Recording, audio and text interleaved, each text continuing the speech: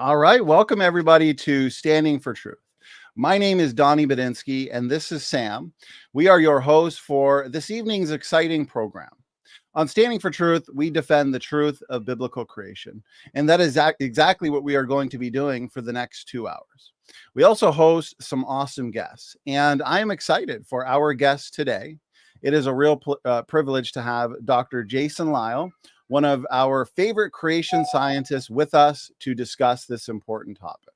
We are not only going to be defending biblical creation, but also refuting the secularist understanding of origins. In doing this, we are going to be answering challenges and engaging objections. This also includes answering your live audience questions. I am now going to hand it to Sam, my co-host, to give our guest a formal introduction. All right. Thank you, Donny. And thank you, Dr. Lisle, for giving us your time.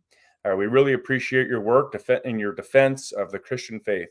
So Dr. Lisle is a Christian astrophysicist who researches issues pertaining to science in the Christian faith. A popular speaker and author, Dr. Lisle presents a rational defense of a literal Genesis, showing how science confirms the history recorded in the Bible. Brought up in a Christian family, at a young age, he received Christ as Lord. Since then, Lisle has always desired to serve the Lord out of love and gratitude for salvation and to spread the gospel message to all people. Dr. Lisle double majored in physics and astronomy with a minor in mathematics at Ohio Wesleyan University. He then went on to obtain a master's degree and a PhD in astrophysics at the University of Colorado Boulder. There, he used the SOHO spacecraft to analyze the surface of the sun, and he made a number of interesting discoveries, including the detection of giant cell boundaries. Since then, Lisle has worked in full-time apologetics ministry. He wrote a number of planetarium shows for the Creation Museum, including the popular Created Cosmos. Dr. Lisle has authored a number of best-selling books on the topic of creation, including Taking Back Astronomy, Stargazer's Guide to the Night Sky, The Ultimate Proof of Creation, Discerning Truth, and Understanding Genesis. So, Donny, over to you. Sam, appreciate that formal introduction there, brother. Dr. Lisle, thank you for giving us your time. I know how busy you are, so I really appreciate the time you've given to us for today's show. Dr. Lisle, how are you doing today? I'm very good. How are you doing? Doing good, excited, looking forward to this. And so let's get right into it. We're excited, and so is the audience. And so what I'd like to do, since we have a lot to discuss, Dr. Lisle, and our goal here is to leave no stone unturned today. And so let's set the foundation for what we are going to be discussing throughout this important program. Dr. Lisle, what does the Bible tell us about this issue? Is the Bible obscure on the topic of origins? In other words, does it really matter what we believe about the age of the earth and the whole creation versus evolution debate controversy? Yeah, the Bible does have something to say about origins. It begins with the origin of the universe, and that's important. God thought that important, or he wouldn't have included it. But it tells us the origin of sin. It tells us the origin of death. It tells us the origin of suffering. It tells us the origin of marriage. It tells us the origin of all these different Christian doctrines that we hold to. Those are all recorded in Genesis, and really the first 11 chapters of Genesis. That's where we see the first global judgment, where God judges the wickedness of mankind. We see an example of God's grace and mercy, and that Noah was preserved. God saved him from that judgment, or helped him through it in any event. And so all these Christian doctrines have their foundation in the literal history that's recorded in Genesis. And so that's why it matters. It's not that, the exact date of origins matters. God didn't give us an exact date. He gave us the time scale, and he gave us enough information that we can compute an approximate date. But the reason it matters is twofold. First of all, it is what the Bible says. And we're not to treat the Bible in a cavalier fashion and say, well, yes, the Bible says this, but that's not congenial to the way we currently understand things. And so we need to reinterpret it and interpret it to be consistent with the current traditions. Well, the Pharisees and Sadducees did that, and Jesus he would not put up with that. Secondly, the issue of death being the penalty for sin. That's really important. And almost all the compromise views out there, theistic evolution, old earth creationism, they all put death before Adam sinned, and therefore death is not the penalty for sin. It's not the enemy. And if that's the case, then why did Jesus have to die on the cross? The whole point of the gospel is that death is the penalty for sin. It was introduced when Adam rebelled against God. And so we now have a world that's full of death and suffering. It's not God's fault, it's our fault. That's rather important to the gospel. And so for those two primary reasons, I think it's important to defend the literal history recorded in Genesis, including the biblical timescale. Amen. Dr. Lyle. Wilson. Go ahead, Sam. Yeah. So Dr. Lyle, I'd like to ask you, there are some Christians, theistic evolutionists, that will say, well, first they'll say the cosmos looks old. And I'm wondering if you would agree, or why does it look old? And then they would go on to say, some will go on to say that the beginning of Genesis is what's called mythohistory. So first of all, the idea that the universe must be old because it looks old is a reification fallacy. I don't mean to get too technical right off the bat, but it's an error in reasoning to say something looks old or young and then to use that as part of an argument. That's reification. Reification is where you attribute a concrete characteristic like appearance to something that's abstract, like age. Age is a concept of history. It's the time, it's the current time minus the time of origin of something. That's a number. It's abstract. You can't see age. Now, we use that term, appearance of age, informally with people. You say a person, well, he looks old for his age, or he looks young for his age, or something like that, or he looks like he might be this old. We're not really, we're being non-literal when we say that, because you can't see age. What you can see are characteristics that are often associated with age in people. And so if you see a person that has no hair and lots of liver spots and wrinkles, those are physical characteristics that are often associated with great age. You don't expect to see those in a baby, for example. And so what we're looking at are called proxies, something that typically is associated with age. And you can do that if you have met a lot of people. We've all met a lot of people, and so we kind of know their age by their own profession, and we can make those kind of comparisons, and we can say, by comparing all these people, I noticed that this person has physical characteristics that are typical for this age. You can't do that with the universe. You can't say, well, let's compare our universe to all these others of different ages and see which best matches our universe. We don't have that. We have only the one. And so to say that it looks old or young, that doesn't really tell me anything about the universe. It tells me something about your presuppositions, your preconceptions about how things ought to appear. When people say the universe looks old, it looks like it's an old universe. I'm tempted to ask, how do you know what an old universe looks like? You've never seen one. Neither has anyone else. How do you know what an old Earth looks like? You've never seen one. We see the universe as it is. We don't see age. We see things that some people associate with age, but it doesn't look old or young. It just looks the way that it looks. Now, we could make some, we could say, well, based on certain scientific data, this is what we would expect an old universe would look like. Blue stars can't last billions of years. And so if the universe is billions of years old, you'd not expect to have blue stars in it. Well, yeah, but they've formed recently. Well, we've never seen that happen. Just taking the science at itself, you might say, well, there's all kinds of evidence that the universe is not billions of years old, but you can't see age. With regard to the idea that Genesis should be taken as mythohistory, really the only person I know that holds that view is William Lane Craig, and I've done a series of articles refuting his position on the website. His is kind of a hybrid position. It's kind of absurd, really, because there are people who say, no, Genesis is just myth. I've heard that before, and it's not meant to be taken literally. And that can't be defended, not rationally, because the way that Genesis is written, it's using a Hebrew form called historical narrative, frequent use of the verb consecutive, and so on. There's no doubt that the Jews intended for Genesis to be taken as history, as something that happened. It's not myth. It lacks the characteristics of myth. Myths tend to be poetic in fashion. They're not written by eyewitnesses. They're kind of poetic descriptions of an ancient past. They usually have a chaos monster that needs to be defeated. Genesis is very different from that. It doesn't have the characteristics of myth. William Lane Craig recognizes that Genesis has some markers of history that are not found in myths, like genealogies and specific ages and so on. But he can't accept that it's history because he believes in the Big Bang. He's accepted the secular view of origins and theistic evolution. And so but he wants to say, I'm a Christian too, and so I believe in the Bible. So that's why he's motivated to take it as mytho-history. He says it has elements of both. But really, mytho-history is an oxymoron, because myth, in the sense that Craig is really using it, means it didn't really happen that way. It's not literally true, whereas history means it is literally true.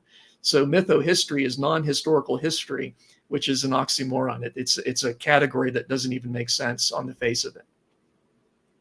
Excellent answer, Dr. Lisle. This isn't the multiverse like you see in Marvel Comics and some of these other mythologies.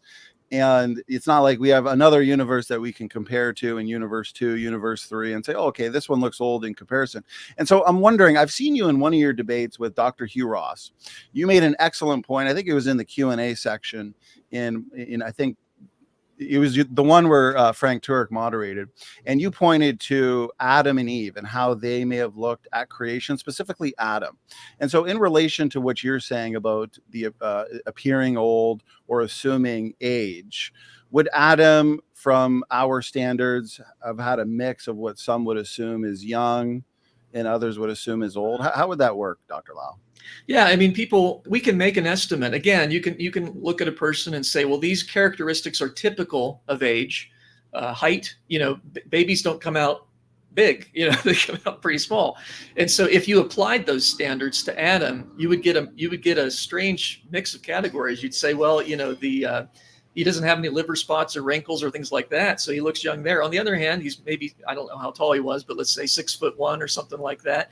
He can't be super young, because it takes so many years it didn't take Adam any years at all. Adam was created as an adult.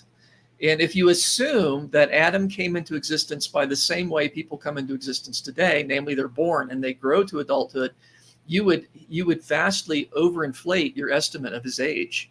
And so I think that's something we need to be careful about. If you assume the universe or Earth came about by natural processes, you will tend to overestimate your estimate of its age. And people do for that very reason. The universe was supernaturally created by God. That's what the Bible tells us, as was Adam.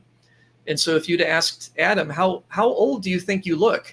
I mean, he might say, well, that's an absurd question. That's a reification fallacy. But if he were to give any answer at all, he'd say, well, apparently, let's say one day after creation, you ask him, how old do you think you look? He said, well, apparently this is what a 1 day old looks like. I guess 1 day. So it wouldn't be until, many, many years later that he would learn that he and Eve were created in a very unusual way. And that's not the way that most human beings came into existence. Right. So is it accurate to say then that and you just pointed this out, if you were to look at, if scientists were to come an hour after Adam was created and they were to look at his height, his weight, they may be forced to conclude he's older, 30, 35. But if you were to look at his blood, if you were to do some blood tests or DNA tests or look at his cholesterol levels, you'd be forced to conclude that he's young. And so is this similar or akin to what we find in the universe, where some people might interpret some lines of evidence as suggesting that the Earth and universe are old, but then other pieces of evidence that seem to suggest that it's young? And so there's a mix. Yeah, and that's the case if you assume that something came about by natural means. If scientists are not assuming that Adam came about by natural means, you probably couldn't make any calculation of his age whatsoever, because God can create Adam in any state. But it makes sense for God to create Adam as an adult rather than a baby, because a baby would need someone already there to provide for them and so on. So so if you assume naturalistic assumptions and you apply them to Adam 1 hour after his creation, you would get contradictory data. You would get some results that would indicate a very young age and others that would indicate an old age, and you'd be very perplexed. And that is akin to what we find in the universe. If you assume naturalistic assumptions, you'd say, well, yeah, stars take, millions of years to form by naturalistic assumptions. If you assume they're not supernaturally created, we have stars. On the other hand, you'd see all these blue stars and you'd say, well, they can't last hundreds of millions of years, so it can't be billions of years old. So again, you'd get contradictory results, which is exactly what we get. What would be a good response to this? We've got a good live chat with questions, challenges, and just a lot of feedback already. And so we have a skeptic here. We appreciate our skeptics here in the live chat interacting with us. And so Andrew Cumming here is wondering, you mentioned blue stars, Dr. Lisle, and how blue stars actually are an indicator of youth. And so Andrew's asking, why are bluer stars usually found in or close to the exact places where we'd expect stars to form then? Well, the secular astronomers expect them to form where they find them. So it would have to be that way. Wherever we would find blue stars, that's where they'd say, well, that must be a star-forming region. We tend to find blue stars in the disks of spiral galaxies. We tend to find them especially in the spiral arms. But you can find, there are blue stars in the core of the galaxy. I mean, there are some. They're not as frequent there. They're not as common. So you can find blue stars anywhere. But God has organized the universe. And so we find certain places where there are more of this and less of that and so on. The same way with other things. With globular clusters, they tend to orbit around our galaxy. They tend not to be found in the disk, whereas open clusters tend to be found in the disk. So God has organized his creation, and we find things where they're at. And so then we turn it around and say, well, we'd expect to find them in these places then, because that's where we do find them. Right. That's good. So I'm kind of curious then, have we observed, I'm assuming the secularist or the naturalist is going to say yes, but have we truly observed a star form, or are they looking at blue stars, stars like these blue stars, and assuming, well, these are evidence of a baby star or a younger star, and so this is a star in its evolution? How does that work, Dr. Lisle? Yeah, we've never seen a star form. We've never seen a nebula in the process of collapsing into a star. That's never been observed. The nebulae where we have been able to measure their motion, they tend to be expanding, which is what we'd expect, because normally the outward force of gas pressure is orders of magnitude greater in a nebula than the meager inward force of gravity. And by the way, I've never said that star formation is absolutely impossible. I think it's very unlikely. And so if it happens at all, it's extremely rare. But we've never seen it happen. What we do find are regions that have lots of blue stars, and so then those are declared to be star-forming regions. So if somebody has said, well, this is a starburst galaxy, or this is a star-forming region, what that means is there's a lot of blue stars there. There is an astronomer that frequents this channel, a critic, and he suggests that if you go to his observatory, he can show star formation. So what are they doing wrong, or what's leading them to be able to say that comment and with confidence that they can defend it? My guess is he's pointing at a collection of blue stars and saying, see, these can't last billions of years, and we know the universe is billions of years old, so they must have formed very recently. Ergo, this is a star forming region. But I've never seen in any technical literature anybody showing me a nebula that is in the process of collapse where they've been able to measure the motion in it and it is collapsing into a star. It's never been seen. And it would make headline news if they found something like that, because it's something that the secular astronomers expect to find, but we don't find it. Is there an obstacle that they wouldn't be able to overcome is based on what we know? Regarding star formation, is there like certain steps of star formation that would be difficult to explain? Yeah, there are. If you're asking if there are theoretical problems to star formation, there are. I'm not sure that they're completely insurmountable, but there are three things that would tend to make a star not collapse from a nebula. One is the gas pressure. Normally, the gas pressure in a nebula is much greater than the inward force of gravity. And once a star is made, see, gravity diminishes as the square of distance. And so once you have a star, it's in a very small place compared to a nebula. And so the force of gravity is able to balance the outward gas pressure. But in a nebula, where the gas pressure is enormous, that normally is not going to happen. So normally the assumption is that star formation is triggered by something like a supernova, where the star explodes and that creates a shock wave that pushes through the gas. And if you have enough of these simultaneously or nearly so, then the idea is you could get a star to form that way. Okay, but then there are two other problems you have to deal with. One is angular momentum. Nebulae are not, they're in motion, and so they have a little bit of rotating motion. And if you squeeze that down, just like a skater when she pulls her arms in, she speeds up. That's conservation of angular momentum. That tends to prevent any further collapse, because it would require a greater inward force to compensate or to increase the centripetal force there to counterbalance that. So that's going to be a problem. And then third, you have the problem of magnetic fields. Nebulae have weak magnetic fields penetrating them, but the thing about magnetic fields is when you concentrate them, when you collapse them into a small space, the magnetic energy skyrockets. And it's like trying to push a magnet against another magnet with the same, the same pole. It wants to repel. So magnetic field lines tend to do that. They want to spread out. And so those are the three obstacles, the three theoretical obstacles to star formation. Secular astronomers assume it happens because they have to, because they can't accept supernatural creation. But that's a philosophical basis. It's not a scientific objection.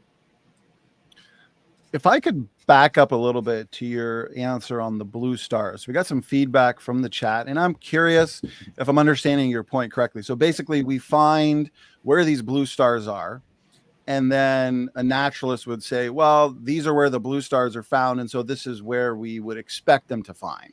And then we find them in similar places after the fact, and they're saying, well, it sounds circular to me. Is that right, Dr. Lisle? Yeah, I mean, there are some nebulae where we find blue stars, and maybe that's the assumption, is that, well, see, there you go, they're found in nebulae. Well, yeah, but I mean, there are some blue stars that are not found in nebulae as well. Like I said, there are some blue stars that are in the galactic bulge, and you don't really have a lot of nebulosity there. So they're found where they're found. But my point is, there's organization to the universe, and so the fact that there are, we find certain things in certain places and not others. You can make up a story that explains that, but that doesn't make the story right. Right. Okay. Yeah, no, I appreciate that answer. Another question that came to mind, because I've seen this over and over again with old Earth creationists and theistic evolutionists, and especially those in the ancient Near Eastern camp. And so they'll point to Romans 5.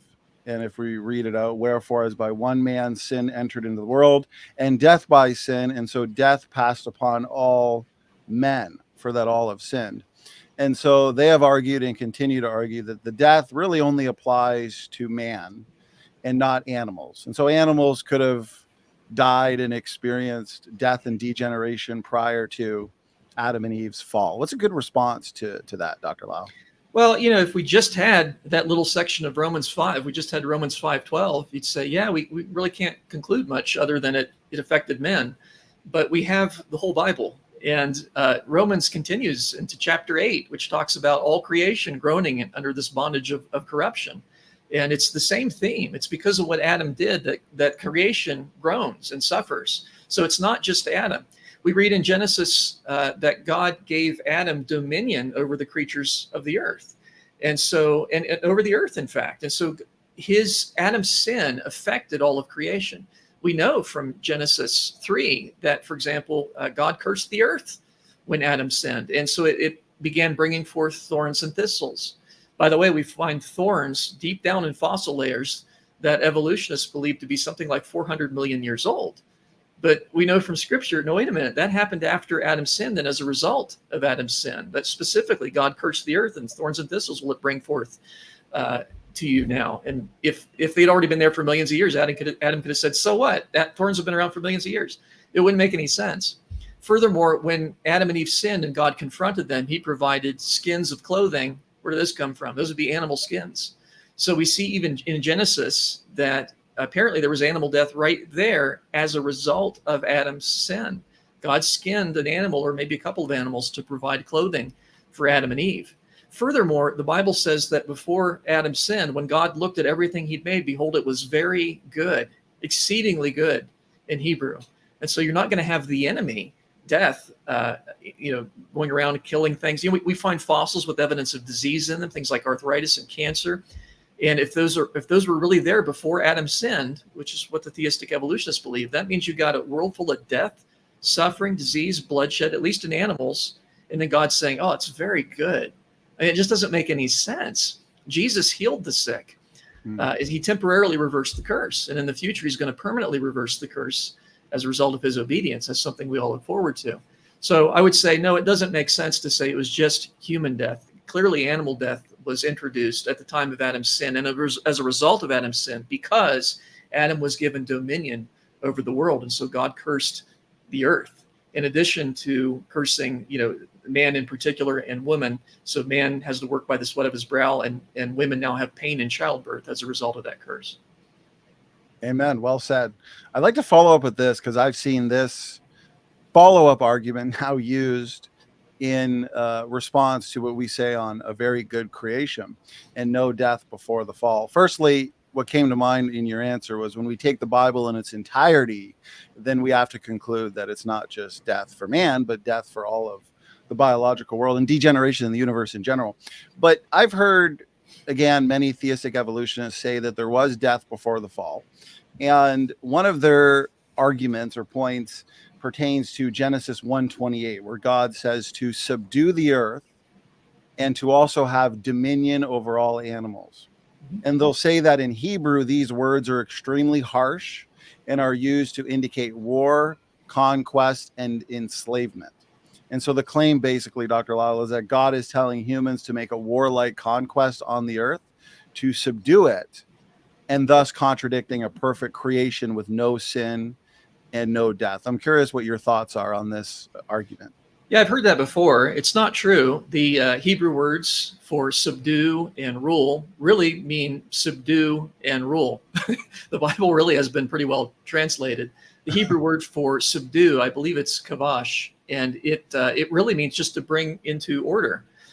It can be used of slaves, but I think that contradicts the old earth argument, doesn't it? Because Hebrew slaves were not allowed to be mistreated under biblical law. If you hurt your slave, he was immediately, you bust a tooth or something, you hit him so he knocks out a tooth, he's immediately freed and he doesn't have to pay back the rest of his debt. That's the way you would become a slave. Or one way is you'd rack up enough debt you can't possibly pay it back. You ask a rich person to pay off your debt, and then you work for him for a number of years. But if you're mistreated, if you're treated harshly, you're immediately released. They weren't allowed to do that.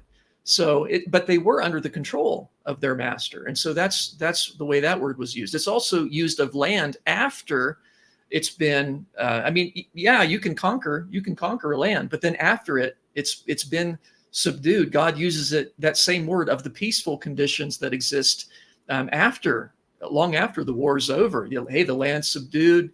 You're all good there. And likewise, the word for rule or have dominion, I believe that's radah in Hebrew.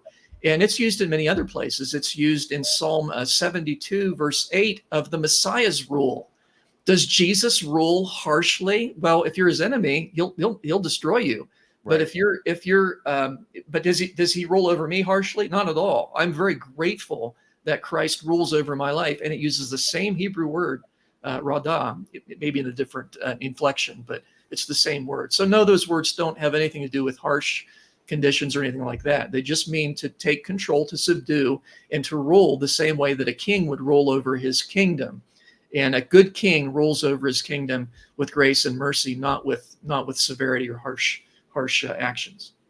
It's interesting you said that, because just today I'm listening to an audiobook by Paul Copan, Is God a Vindictive Bully? And I'm at the part in the book where he's going through everything that you've just stated there from a well-researched perspective. So yeah, that's great. Good to hear. So, well, firstly, that's a fantastic answer. And I'm just flabbergasted that argument is still repeated even today. And so I think a good approach now would be to ask you and kind of engage a little bit young biblical creation. What are some good lines of evidence to support young biblical creation, Dr. Lisle? Well, of course, the best is we have the birth certificate of the universe. We do have the Bible, and it's not just a collection of interesting stories. It's a history book written primarily by eyewitnesses and inspired by God. And, that's not what I meant. A lot of people would say that, but why would you throw that away? Normally, when we want to talk about, what George Washington did, we consult a history book. We don't go and look at physical evidence. I mean, physical evidence might bring something to light in that. That's fine. But the history book is the best way to know what happened in the past. And we have that. We have the history book of the universe. On the scientific front, I think there's a lot of lines of evidence that would confirm what the Bible teaches. And normally the way that we discuss these is with a reductio ad absurdum. That is, we temporarily assume the assumptions of our opponents, of our critics, and then show that even under those assumptions, it leads to an inconsistency. It leads to an age estimate that is much younger than what the secularists require, because they believe that the Earth's 4.5 billion years old. They believe the universe is 13.8 billion years old. But the reason they come to those conclusions is because they're assuming naturalism. They're assuming the universe, that all things happen by natural law. God doesn't do anything. If he exists, he doesn't do anything. So naturalism, nature's all that there is, no supernatural miracles. And they assume uniformitarianism, that rates and conditions today have always been kind of the rates and conditions of the past, or any change is very gradual from those. But nonetheless, there are certain things where we can make those assumptions, even though I don't agree with those assumptions. Just to be clear, I'm not a naturalist. I don't believe in uniformitarianism. But I can make those assumptions and apply them to certain situations and come up with an age estimate that's much less than the secularists require. And so, and just about all the lines of evidence that we use to confirm a young universe are along those lines. One example that I think with Earth is really compelling is C14 decay. C14 is a variety of carbon, has 2 extra neutrons. It's produced in the upper atmosphere when cosmic rays bombard nitrogen atoms, convert them to C14. And then C14 will decay back into nitrogen with a half-life of 5,730 years. And so that's how long it takes for half of the C14 to decay back into nitrogen. And of course, plants absorb some of that carbon because it bonds molecularly to form carbon dioxide. The plants take that in, they spit out the oxygen, they use the carbon to build themselves up. And so a small fraction of plants is C14, something like 1 atom in a trillion. And then the animals eat the plants, or we eat the plants, or we eat the animals that ate the plants. And so we use that carbon to build our body. And so a small fraction of human beings and animals, a small fraction is C14. And while you're alive, you're constantly eating and replacing it, even though it's decaying back into nitrogen. So the C14 to C12 ratio in you is about the same as it is in the environment. But then when you die, you're not replenishing that C14. It simply decays away. And so we can use carbon dating to tell how long ago something died. And it works pretty well when we test it on things of known age. So the assumptions there are actually pretty good. And yet, when we test it on things that evolutionists believe to be hundreds of millions of years old, like coal beds, you get thousands of years every time. You can't find a chunk of coal that doesn't have C14 in it. And many of these layers are buried deep down in the earth where they're insulated from cosmic rays. So there's no real, there's no source for new C14. Some people say, well, radioactive elements can make it not in sufficient quantities. You'd need about 13,000 times more radioactive elements to do that. So the fact that we find C14 in dinosaur remains, coal, diamonds, we found it in diamonds, and pretty much anything that has carbon in it, we find C14 in it. That's an indication that the Earth is nowhere near even like 1 million years old, because if it was 1 million years old, you wouldn't have any C14 atoms left. They would have decayed away. Again, barring a source of new C14, which we don't have deep down in the Earth. So that's just one example. Decay of magnetic fields would be another. The rate at which Earth's magnetic field is decaying is consistent with thousands of years. Lots of stuff like that. I'm happy to talk about more, but those are a few examples that I like. Well, I appreciate it, Dr. Lisle. C14 in diamonds and other material is one of my favorite lines of evidence as well. And I've heard in terms of a rescue device or response, and I heard it in your latest debate with Dr. Hugh Ross as well. One thing they'll say, other than contamination, I feel like that's so easily debunked, that's been so overturned. But some more learned, I guess, or informed critics, they'll say, well, there's nuclear material nearby that can, where the diamonds are, let's use diamonds, for example, that can recharge the C14. And so that's why we find detectable levels of C14 in diamonds that are supposedly billions of years old. What's a good response to that, Dr. Lisle? Yeah, let me see if I can give an analogy for why that really doesn't work. And by the way, it is something that's worth investigating. The Rate research team investigated that. And they found that in order for that to work, you'd need 13,000 times, I believe that's the number, more radioactive elements than exist in nature. So it's totally unfeasible. And the reason is these other radioactive decay processes are very slow. And so you can't charge a high voltage battery using a battery that's nearly dead, okay, unless you had enough of them. Maybe an analogy would be if you had a milk carton, a gallon of milk, and you cut a big hole in the side. And the milk just gushes out that hole. That's like C14 decay. It decays quickly. These other decay methods are like take a gallon of milk and take a little pin and just put a little hole in it, and the milk will come out maybe drop by drop. Okay, that would be like these other radioactive elements that decay very slowly. And so the idea is, well, the reason we have this gallon of milk and it's gushing out the side, and it's been doing that for millions of years, is because these other gallons of milk that are dripping are refilling it. And you think, well, wait a minute, they're just, even if they're dripping into that one, that's not gonna fill it up, because it's gushing at a much greater rate than they're dripping into it. Now, you could solve that problem if you had a bunch of these slow dripping milk cartons. If you had thousands of them so that all the drops go into that bucket, you could do it. And so that's why you'd have to have thousands of times more radioactive elements than you have C14 or nitrogen by which you're recharging it in the deep layers of the earth. And we just don't have that. So you can't fill a gallon that has a big hole with a gallon that has just a little hole unless you had thousands of them, which we do not have. I hope that analogy makes sense.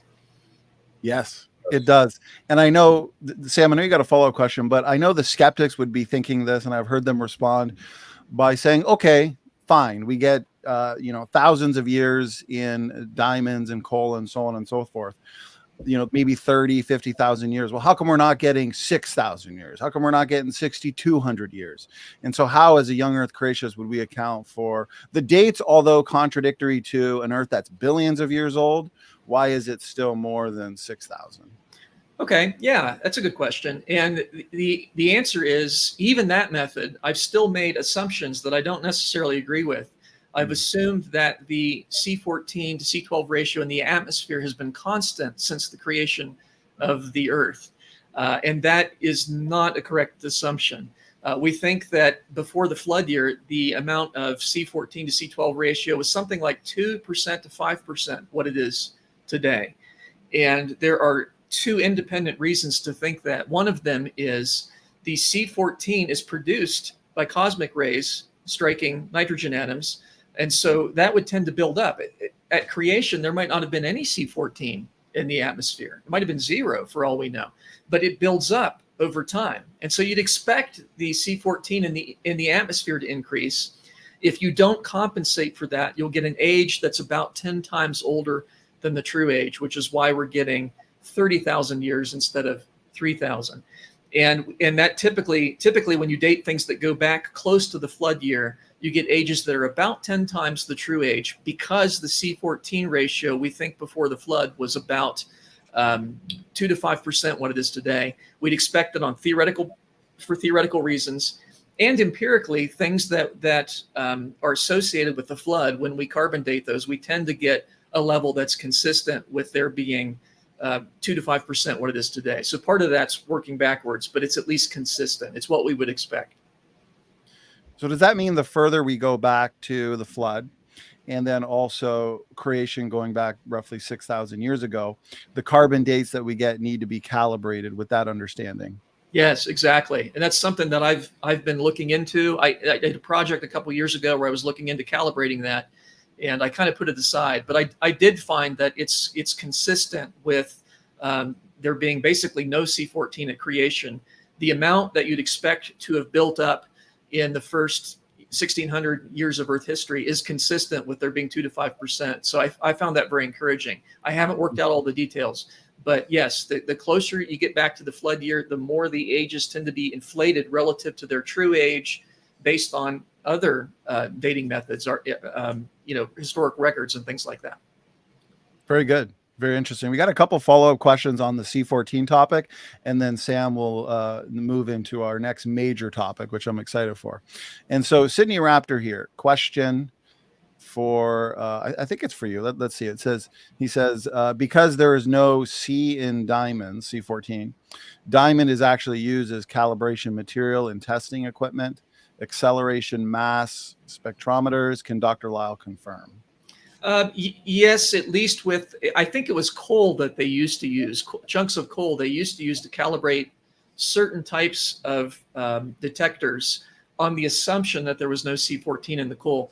They don't do that anymore. And the reason is they now know that coal has C14 in it. And likewise with diamonds, we now know that diamonds have C14 in them.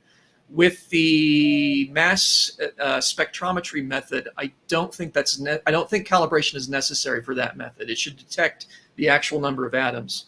But there are other methods that they used to use that are, well, they still use them, but they're less precise. And those ones needed to be calibrated. They used to use coal. I don't know if they used, I kind of doubt they used diamonds because it would be expensive, but because you have to destroy the substance to carbon date it. So, but I do know that they used coal under the assumption that coal had no C14 in it. And they now know that that's false. Wow, it's amazing. So here's another follow-up from Stephen Tibbetts. Question for Jason. Is it true that C14 formation is still faster than the amount of decay?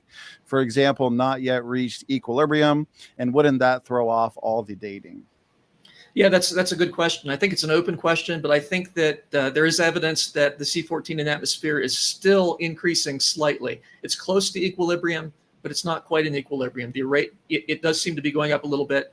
And yes, that does throw off all dating. But by the way, secularists are aware that the C14 in the atmosphere has fluctuated a little bit in recent history, and they do compensate for it. They do compensate for it. We just think that they haven't compensated enough when it comes to things that are close to the flood year. So even secularists don't assume that the C14 in the atmosphere has been completely constant. They do try to calibrate it by testing it against things that have an historic date attached to it. I think the topic of C14 and diamonds, I've not been impressed with the rescue devices presented by the anti-biblical creationists. I think it really is just an extremely powerful line of evidence for young earth creation. But the first book, one of the first books I ever read as a new young earth creationist 7-8 years ago, was your book, The Ultimate Proof for Creation. I was really blessed by it. Correct me if I'm wrong, but isn't it true that because it really is a battle of worldviews, no matter how strong the evidence is, either side could have a rescue device because they're just trying to account for the data in light of their presuppositions and their worldview? So should we be surprised? Because sometimes I am kind of caught off. I'm like, this is such amazing evidence for young biblical creation, but yet they're not tapping out. We've engaged their counters and their rescue devices in a sophisticated manner, and they're still not tapping out. Yeah. And so is this because it really comes down to a worldview and an assumption issue, Dr. Lisle? It really is. And that's part of what motivated me to write that book, is because I see all this evidence for creation. And why are people not convinced by this? Because it's so, especially with C14, that is devastating to the millions of years view. I can't think of a good rescuing device for that. I mean, I'm a physicist and I'm pretty creative. I can't think of a good rescuing device for that. But that doesn't mean somebody else can't. Or you know, if you're a really creative person, I mean, I'm sure there are ways to do it. And that's always the case. Mm-hmm. And I'm not just referring to my critics. I mean, there are things that secularists can present. They say, look, here's evidence for my position. And maybe I don't know what the answer is right away. I can come up with rescuing devices too. We all do this because we all have a way of thinking about things. We have a belief system that we take to the evidence. No one's completely neutral. We'd like to think we are, but we all have beliefs about how to interpret the evidence.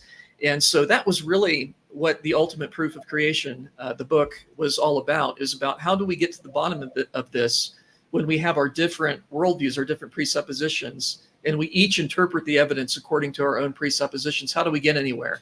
And so that book was basically showing that only biblical presuppositions would make things like knowledge, science possible.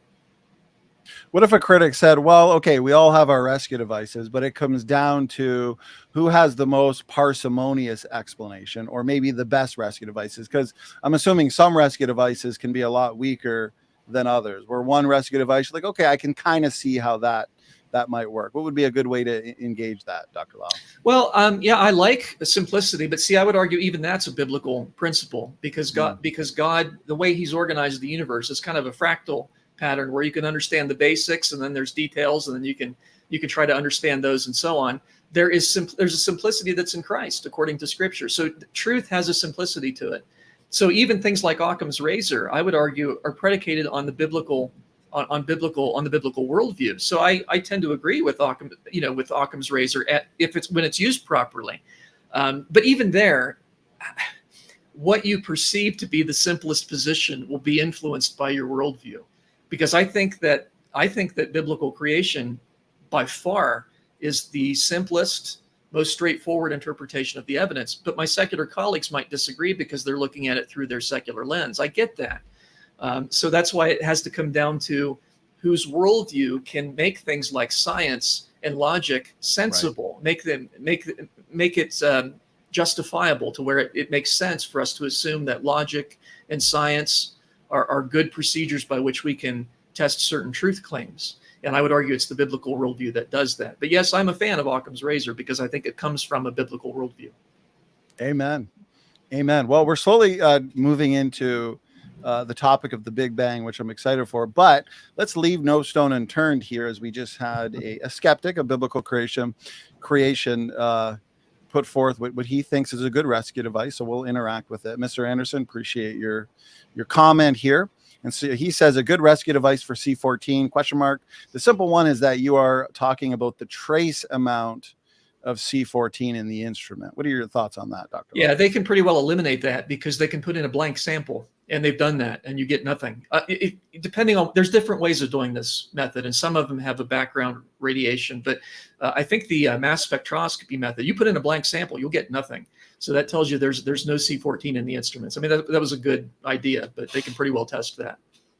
Yeah, and that's why I kind of moved to the nuclear material argument that I find more... That's the most common rescuing device. Yeah. Right. And the contamination one, background radiation, I mean, those have just been demolished. And then, like you said, with the nuclear material nearby that could recharge, the RATE team addressed that. They studied that, they analyzed that, and found out you need, if I remember correctly, you said about 13,000 times more nuclear material. So, okay, very, very good, Dr. Lau. I appreciate that. Sam, over to you, brother. Yeah, thank you. So the James Webb Space Telescope went up, and the Big Bangers, they made some predictions, the gold standard of science being testable predictions, and you made some predictions also.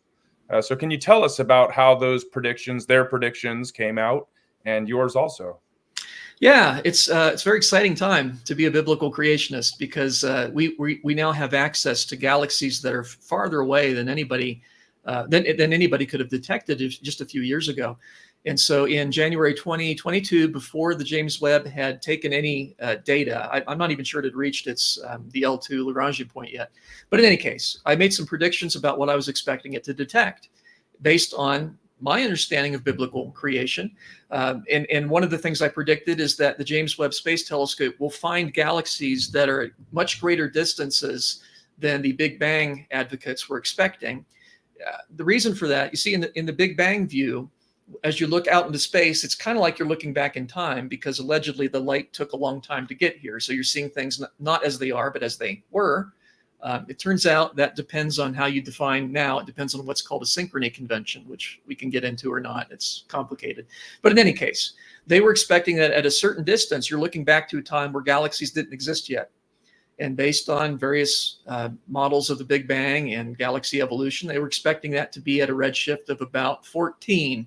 That should be where the earliest galaxies. Redshift is, it correlates to how far away something is. So a redshift of 14 is incredibly distant, and they were not expecting to find galaxies much further than that. I predicted that they would, that the galaxies would continue beyond redshift 14, further out into space.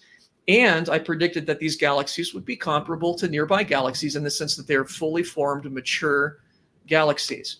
The Big Bang advocates were expecting that as you look far out into space and therefore back in time, in their view, you're seeing galaxies as they were when they first came into existence. They ought to be babies, so they ought to be very low mass galaxies, clumpy, irregular, because it takes time for the stars to smooth out and form these nice spiral structures.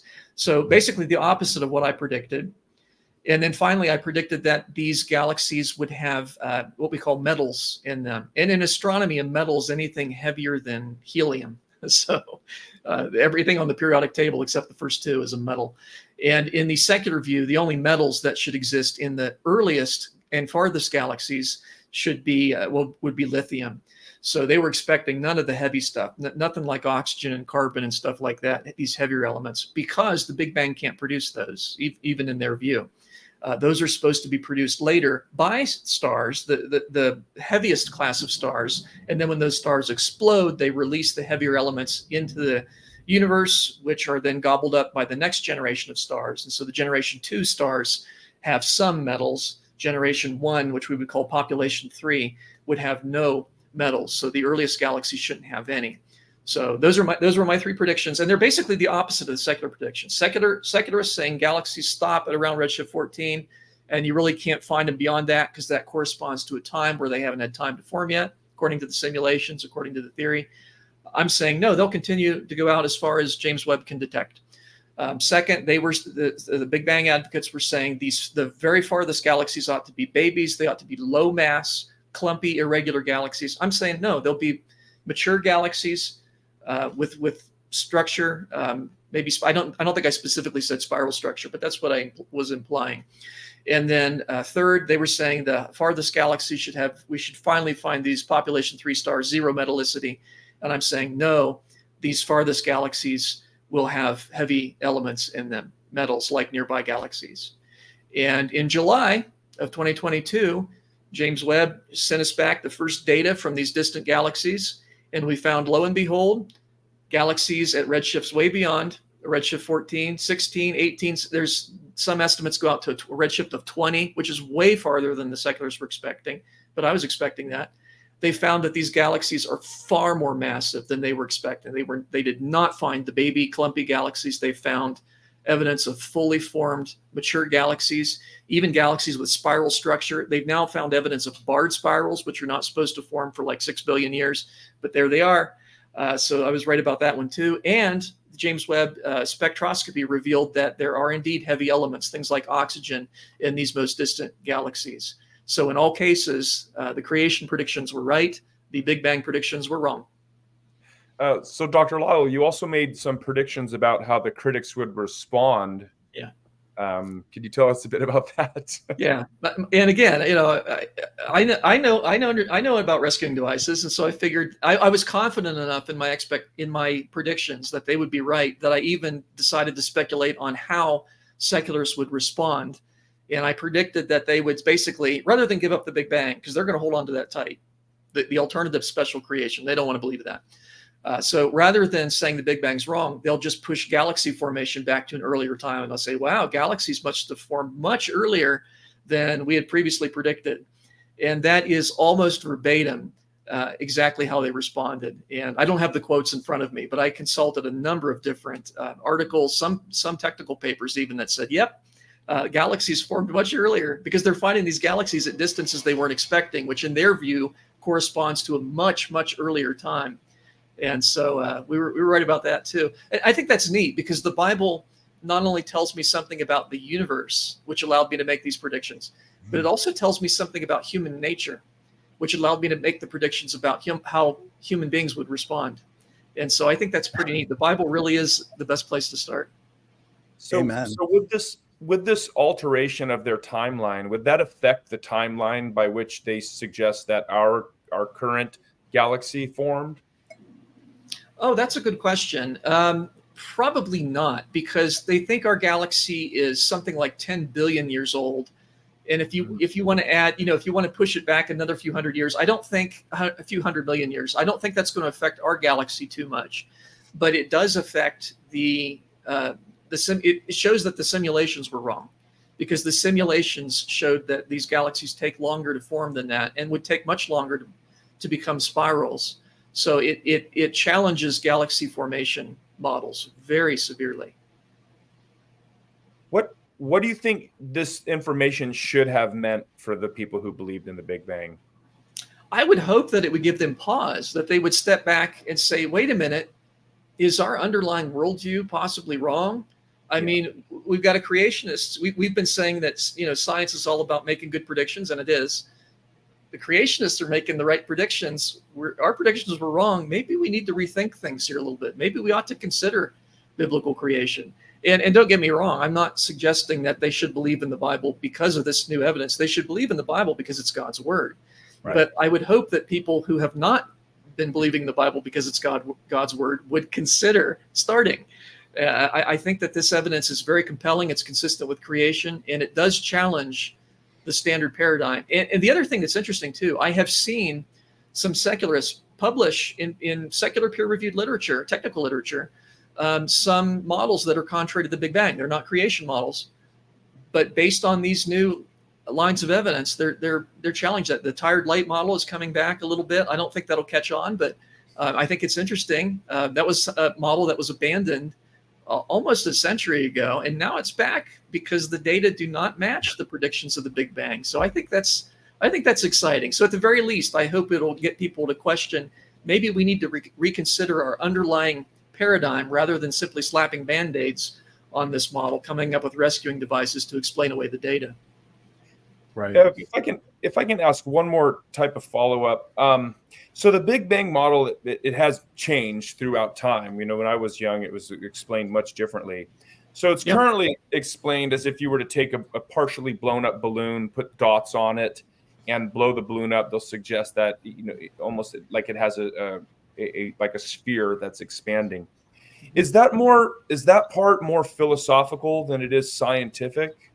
Or do you think that they actually have scientific justification for suggesting that the shape of it is more of a sphere, which would mean, it seems like that would mean that there would be many more dimensions, because you would have internal dimensions in there, at least 3, and then an external dimensions, which would be 3 more. So you're at least 9 dimensions. And if there's a barrier outside, what does all of that mean?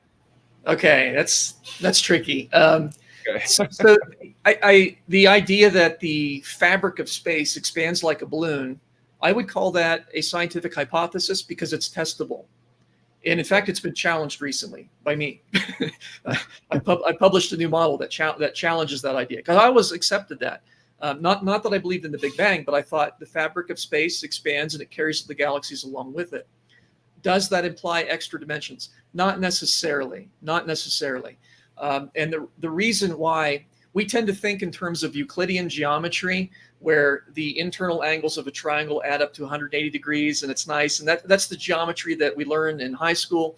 It's not the only geometry that's out there. But it turns out there are other geometries that allow for an expansion of the universe that don't require any dimensions outside of it. I know that's a little hard to grasp, because when we think, well, if you think of the surface of a balloon as a basically 2-dimensional structure that's expanding in a 3-dimensional space, that's a mental way of picturing the expansion. It may or may not be accurate, but you'd say, well, doesn't that require a larger dimension? Not necessarily. You could have a balloon that's 2-dimensional that expands only in 2 dimensions, but does not obey Euclidean geometry. I don't know if that makes sense or not. The embedding is where we pretend there's an extra dimension, and that keeps the geometry Euclidean. But you don't actually have to do it that way. Mathematically, it's not required. So we don't need extra dimensions. That doesn't deny that there could be extra dimensions. It's just we don't need them to account for the expansion. The idea that the fabric of space expands like a balloon is allowed by Einstein's general relativity. It's not required, but it's allowed. And under certain assumptions, you would expect that to happen. And so that was realized in the 1920s. There were 4 scientists that independently realized that Einstein's solutions allow for the fabric of space to be expanding or contracting. And then when Edwin Hubble discovered and published in 1929 his Hubble, what we now call the Hubble Law, that galaxies are all apparently moving away from us and from each other, some exceptions that are really nearby. But there's a general trend that the universe seems to be getting bigger. People thought, aha, that means the fabric of space is expanding and the galaxies are just going along for the ride. But it turns out that makes certain testable predictions about the relationship of a galaxy's apparent size, how big it looks, and its actual distance away from us, which we calculate by its redshift. And it turns out that if the fabric of space is expanding, there's actually a magnification effect that kicks in. You know how things, when they're farther away, they look smaller. That's perspective. Their angular size shrinks. Now, in an expanding universe, that effect is there, but beyond a certain distance, there's another effect that overcompensates for it and makes them look bigger again. And so if the fabric of space is expanding, galaxies beyond a redshift of 1.6, rather than looking smaller as they get further away, they should start to look bigger again due to this magnification effect. I won't go into the math of why that happens. It just happens. And secular and creation physicists, we would agree that happens if the universe is expanding. But what I realized when I looked at these James Webb galaxies, I mean, we're looking at tremendous, they ought to look huge. They ought to be much bigger than they are. And the secular assumption is, well, they're really tiny for some reason, but we already know they're massive. Their mass is similar to nearby galaxies. And so what I did was I computed what would their apparent size be if the fabric of space is not expanding, but in fact galaxies are just moving through space. And it turns out it matches almost exactly the sizes of these galaxies as we're seeing them. And so I'm calling this the Doppler model. It absolutely is devastating to the Big Bang, because you can't have a Big Bang unless the fabric of space goes back to a point at one point. And that apparently is not happening. The fabric of space is more or less stationary, and galaxies are just moving through it, such that the farther away they are, the faster they're moving. And so, but their redshifts are caused by a simple Doppler effect. And so apparently the correct picture is not dots on an expanding balloon, but pool balls on a pool table after you crack the deck. The ones that are moving away the farthest are the fastest, but the table's not expanding. So that's called the Doppler model, and I've recently published an article on that in the Answers Research Journal. So I hope that wasn't too technical, but hopefully. No, that was good. And I think your last illustration there made a lot of sense of it. And so firstly, I've posted your recent technical paper in the Answers Research Journal in the chat for people to read. And so essentially it comes down to the picture that we see may be better explained by this Doppler shift rather than expanding space, which has been the prevalent view for years and years. Yep, both of them pardon me. Both of them produce a Hubble law, but only. No worries, brother. You're doing great. And this is some technical stuff as well, and you're explaining it in a great way. Both models produce a Hubble law, a redshift, but only the expansion produces this magnification effect, so which we do not see. So I've heard some critics to your paper, they've said, oh, well, his first mistake was assuming that the universe is not expanding. But isn't that the point of you investigating this, is you're going to assume that it's not expanding and let's see if it works. Let's see if the data fits. Or am I misunderstanding that? Yeah, you got it right. I didn't assume it one way or the other. I'm saying let's test it. Let's see what the size of galaxies should be if it's expanding, and then they grow after 1.6. And then let's see if space is not expanding, but galaxies are just moving through it, then they continue to get smaller at a redshift of 1.6 and forever after. And then I plotted the actual measured sizes of these galaxies, their angular sizes, and they match perfectly what you would expect if space is not expanding. So this isn't something that I was necessarily expecting to see. I bought the expansion of space, as did almost everybody else early on. I just didn't think it started from zero. I didn't think it started from a Big Bang, but I thought space was expanding. And the data are not consistent with that. The data are consistent with a universe that's not, a space that's not expanding, but the galaxies are moving away from each other. So the universe is still expanding. It's just that space, the fabric of space doesn't expand. Right. So is it almost becoming the cool thing again to question the Big Bang and to propose these alternative ideas? A little bit. And the fact that I've seen some articles in the secular peer-reviewed literature that challenge the Big Bang, you couldn't have got away with that a few years ago, or it was very rare. But I'm seeing that. I'm seeing it in the AstroPH online journal. I've seen several articles that have questioned the Big Bang as a result of this new data, I've seen a hybrid model where they try to combine tired light with expansion of the universe, and that doubles the age of the universe. That gives a little more time for galaxies to evolve and so on. But I thought that's interesting. It brings to mind some of these theistic evolutionists who rely too much on an apologetic against atheism that relies on the Big Bang. They've written tons of books on it. They've based a lot of their debate openings on it. So if the Big Bang's overturned, what does that do with the Christian apologetic that focuses on the Big Bang to argue for the Christian worldview? That's why you don't base your apologetic on a particular idea of science, especially one that's incompatible with the Bible that you're trying to defend.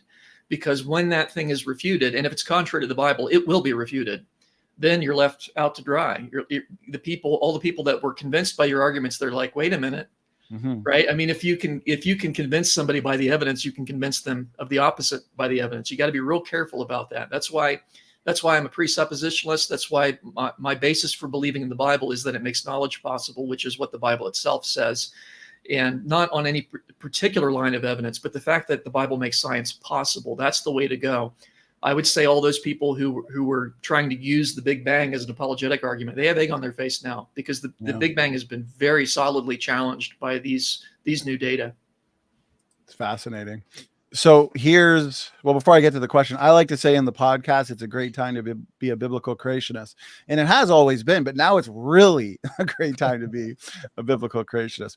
So this comes in from Andrew Cumming, and he's interacting with your points here in the Doppler model. So he's asking, how does Lisle's Doppler model account for the cosmic event horizon then at high redshift? Yeah, it does account for it. It would basically I'm assuming that the Doppler, the Hubble law remains linear at all redshifts. And so far it seems to. And then the upper limit then would be the speed of light, the round trip speed of light, c.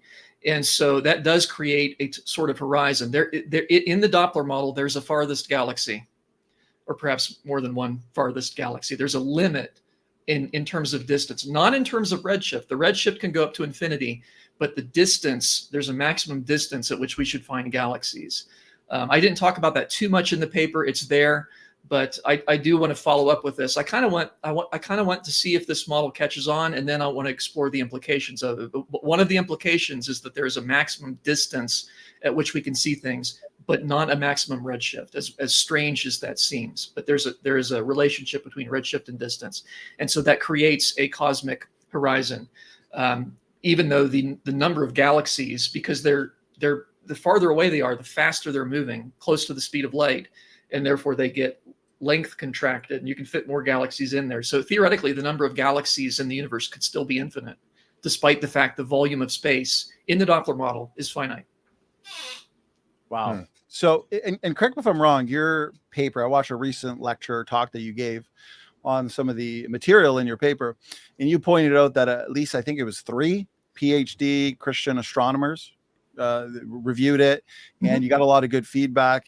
And in terms of secular publication, I understand you can only publish in one place, but it probably would have been solid enough even for a secular publication. Is that right, Dr. Lisle? Yeah, it is. I'm actually very, very confident that it would have passed secular peer review and would have been published in the secular literature. Some people have questioned, why didn't you do that? Because I want to publish it in creation literature. I want the secularists to see that creationists are doing good science. And if they want to learn about the universe, they need to go to the Answers Research Journal to see the latest scientific research. There's nothing wrong with publishing in secular literature. I probably would have removed a couple of the specific creation lines, but I'm fairly confident that it would have passed, because there have been similar articles that have been pushing the tired light hypothesis that have passed and have been published in the secular literature, and they also question expansion of space. It's just they think that instead of a Doppler effect, that light simply loses energy as it travels by whatever mechanism. I don't think it doesn't fit the data quite as well as my model, but the fact that it got published in a secular journal, and I've got the reference to at least a couple of those in my technical papers, so you can see that apparently it's cool to challenge the Big Bang again. Yeah. That's all. You're doing a great job doing it too. So here's a follow-up here. We got a lot of interaction in the chat. So we're only going to be able to get to select a few of these, the most pertinent ones I think we'll do. So here we go. Maximiano Xavier, Dr. Lisle. If the redshift is due to a relativistic Doppler effect, what we've been talking about here, why would the speed of recession follow the Hubble law? Galaxies could have the same speed in different distances. Yeah, so it goes back to the way that God started the universe. Apparently, God gave galaxies a higher velocity the farther away they are from us, probably as a design feature, as a stability feature. If God made all the galaxies stationary in a finite volume, eventually gravity would cause them to collapse in on themselves. Even if space isn't expanding or contracting, you could expect the masses would collapse in. So by giving them an outward velocity, it prevents that collapse. It makes the universe stable. So I don't know. You're kind of asking, why did God do it that way? I don't know, but one possibility is for stability. And of course, galaxies do have, in addition to this Hubble flow, galaxies do have a little bit of velocity in and of themselves, which we call peculiar velocities. And so that's why you can have nearby galaxies can even be blue shifted, like M31, the Andromeda galaxy. But statistically, they tend to be moving away from us and from each other. It would have to be the case if they're radially moving away from us, they would be moving away from each other as well at a rate that is proportional to their distance, probably for the purposes of stability. Very good. I appreciate that, and also the interaction from the chat. And so I'm very curious, because your predictions here, I'm going to backtrack a little bit, because you hear evolutionists all the time say that the gold standard of science is making testable and falsifiable predictions, and then you test those predictions, see if they come true or not. And so you made predictions that are future. They're not retrodictions, but they're future testable predictions that have been confirmed by the James Webb Space Telescope data. Mm-hmm. And so is this not an example of creationists making testable predictions that end up being confirmed, because so many critics of biblical creation argue that we can't do that?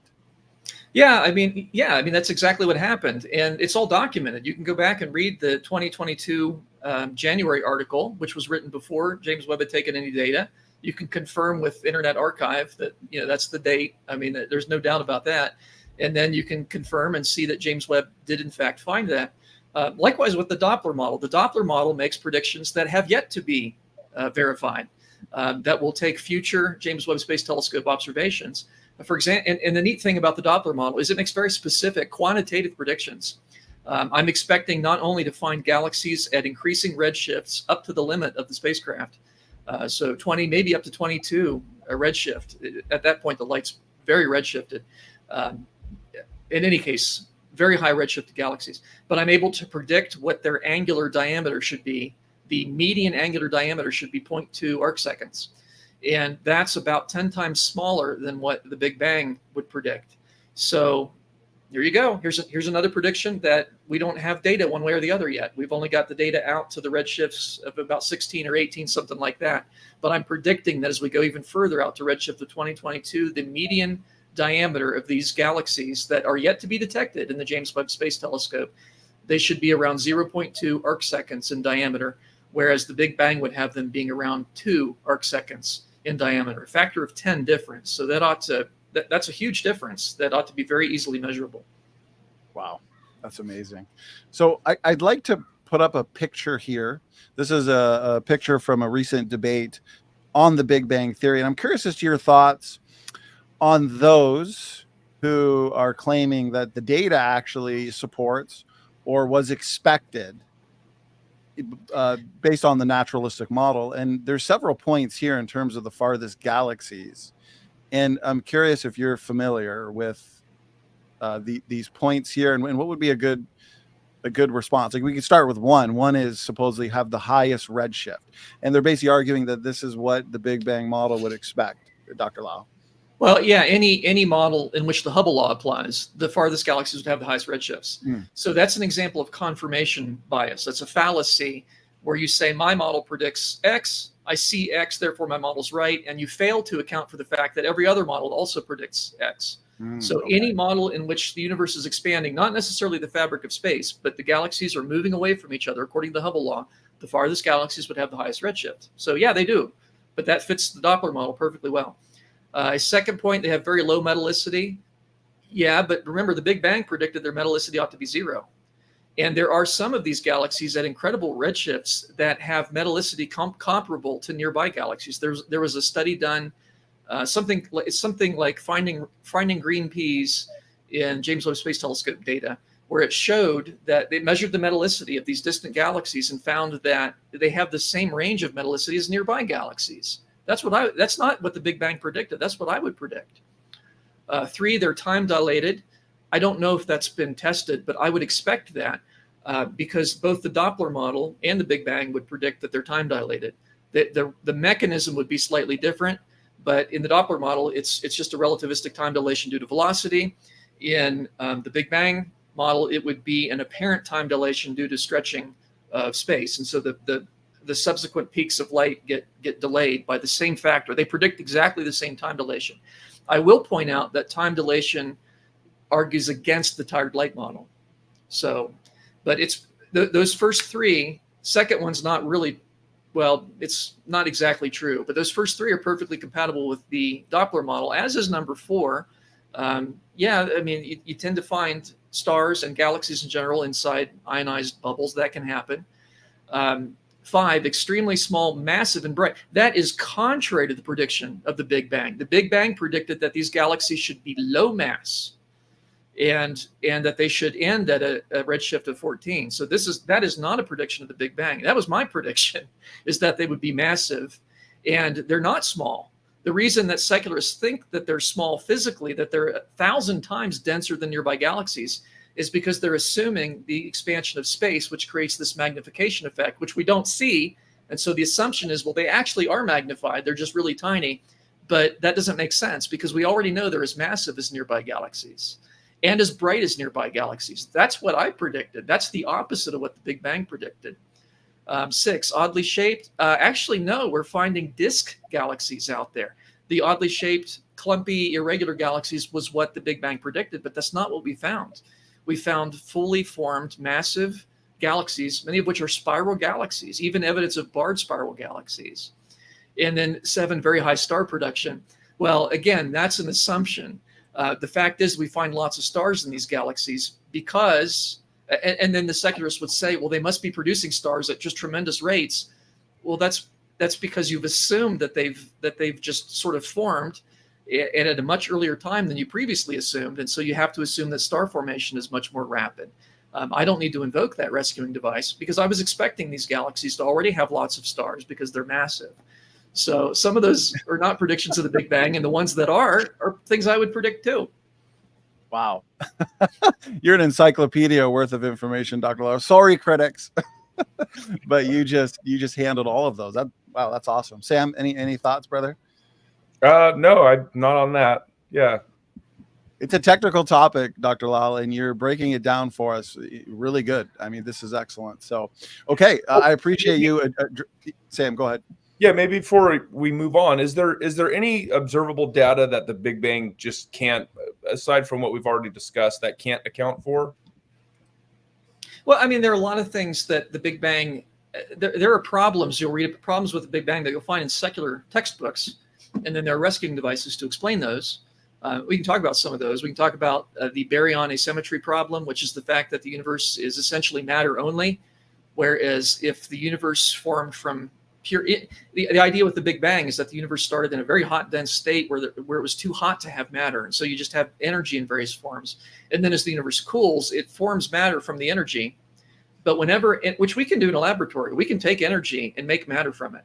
But every time we do that, we get an equal amount of antimatter. Antimatter's like matter, but the charges of the particles are reversed. So instead of a positively charged nucleus, it's negatively charged antiprotons surrounded by positively charged positrons, anti-electrons, basically. And if the universe formed that way, there ought to be an equal amount of matter and antimatter. That's the baryon asymmetry problem. And there are secular rescuing devices for that. The current idea is that, oh yeah, every one time in 100 billion, you just get matter instead of antimatter. Well, of course, we've never observed that. The earlier models of that predicted the proton decay, which has now been disproved. Protons don't decay within the time span that was allowed by that hypothesis. So that's the baryon asymmetry problem. That's one example of something that the Big Bang doesn't readily explain, why the universe is essentially matter only trace amounts of antimatter anywhere in the universe that are locally produced and almost immediately destroyed when they contact matter. Or the flatness problem, why does the universe have just the right balance of mass and expansion? Well, that would make sense if it's thousands of years old and it's designed by God. But if it just came about by some kind of accident, that's really extraordinary. That's why inflation was invented. That's one of the reasons inflation was invented, to try and flatten out the universe. As you pointed out earlier, the Big Bang has changed quite a bit from its initial version that was invented back in 1931. You have all these extra band-aids that have been placed to fix the various problems with it. So yeah, I mean, there's lots of stuff like that. And I've got a list on my website of problems with the Big Bang if people want to learn about those. So it's just the latest one is really devastating because the data fit the Doppler model so perfectly, and they don't fit the Big Bang model at all. That's what makes the latest discovery just devastating. Is not only does it not only does it argue against the Big Bang, but it argues for an alternative. So that's what makes it especially neat. And it makes testable predictions. Amen. So have you seen any prominent old Earth creationist or even theistic evolutionist scientists engage or interact with your confirmed predictions based on the James Webb Space Telescope? The silence has been deafening. I have heard almost nothing, which is interesting, because you'd think that they would at least say something. The few that have said anything have said, well, this just challenges our galaxy evolution models. Yeah, that's what I predicted you'd say. So, I get that. They formed a lot earlier, a lot more star formation than you were expecting. Okay. The latest data, though, are more of testing the idea of the Friedmann-Lemaitre-Robertson-Walker metric. The idea that space is expanding, and you can try to patch that by saying galaxy evolution happens in this extraordinary way to leave no evidence of this expansion. But I think that's really pushing Occam's razor to the breaking point. I love the fact that you not only predicted based on a young Earth creationist starting point what the data would suggest, but then also what the rescue device or the responses would be from the critics and the skeptics. And that also came true. So from a biblical worldview, you can predict or guess how they would respond, those that reject a biblical worldview. Yeah. The Bible tells us about the universe. It tells us about people. So you can predict both. You can predict both. So what would be, I'll pick a couple of these out of the hundreds of comments coming in.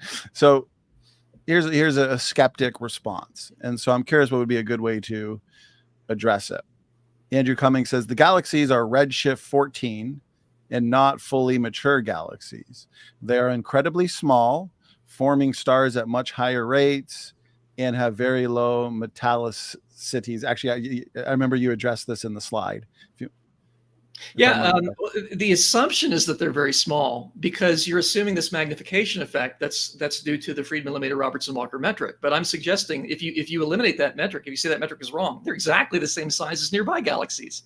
And we already know they're the same mass as nearby galaxies. We already know that because that's estimated from their brightness. So they are mature in the sense that they have lots and lots of stars. They're massive and apparently the same size once you eject the FLRW metric.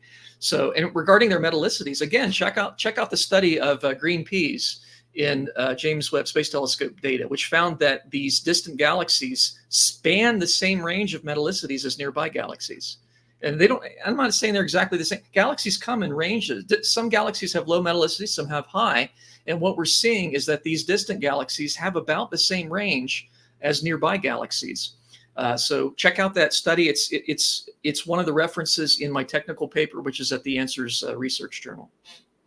Okay, very good. I appreciate how comprehensive you are, Dr. Lau. Sam, would you like to bring us into our next major topic for this evening? Yeah, something you said kind of had me thinking about the Kalam, and I wanted to ask you a couple questions about that. Everything that begins to exist has a cause, and the universe began to exist. So one objection is that through quantum physics, we've seen nothing or something come from nothing. And so I'm wondering if you could speak to that. Is the nothing, or the equivocating on that word? Is the nothing in a vacuum the same as an absolute nothing? And then what about the mind of the scientist as a cause? Yeah, you nailed it. There's an equivocation on the word nothing. Yeah. When I say nothing, I mean nothing. I mean what rocks dream of. Right? Nothing.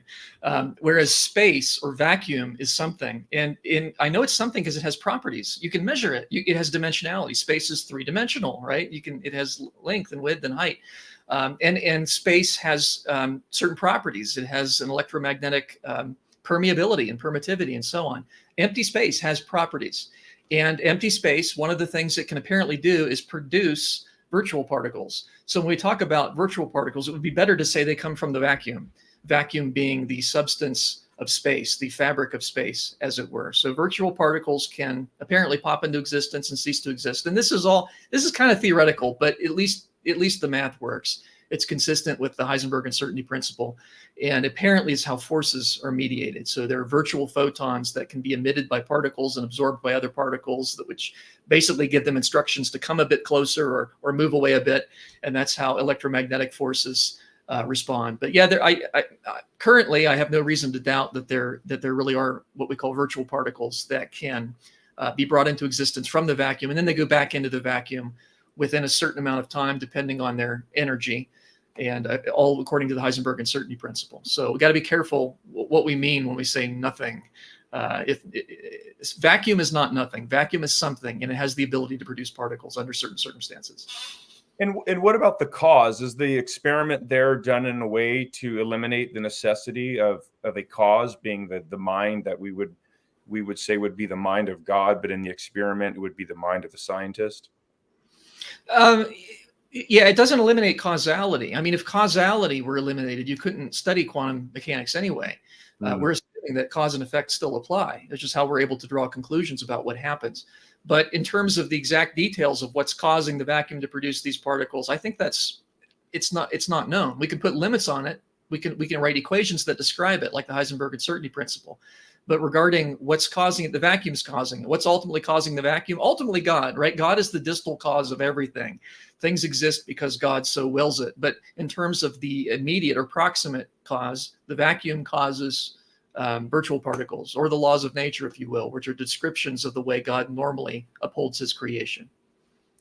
And are these experiments or what is being caused, are these things immune to certain laws of nature? Those, or we would say fundamental laws, right? You would have gravity, electromagnetism, strong and weak nuclear forces. So would you agree that there would be 4 fundamental forces? The critics would say that.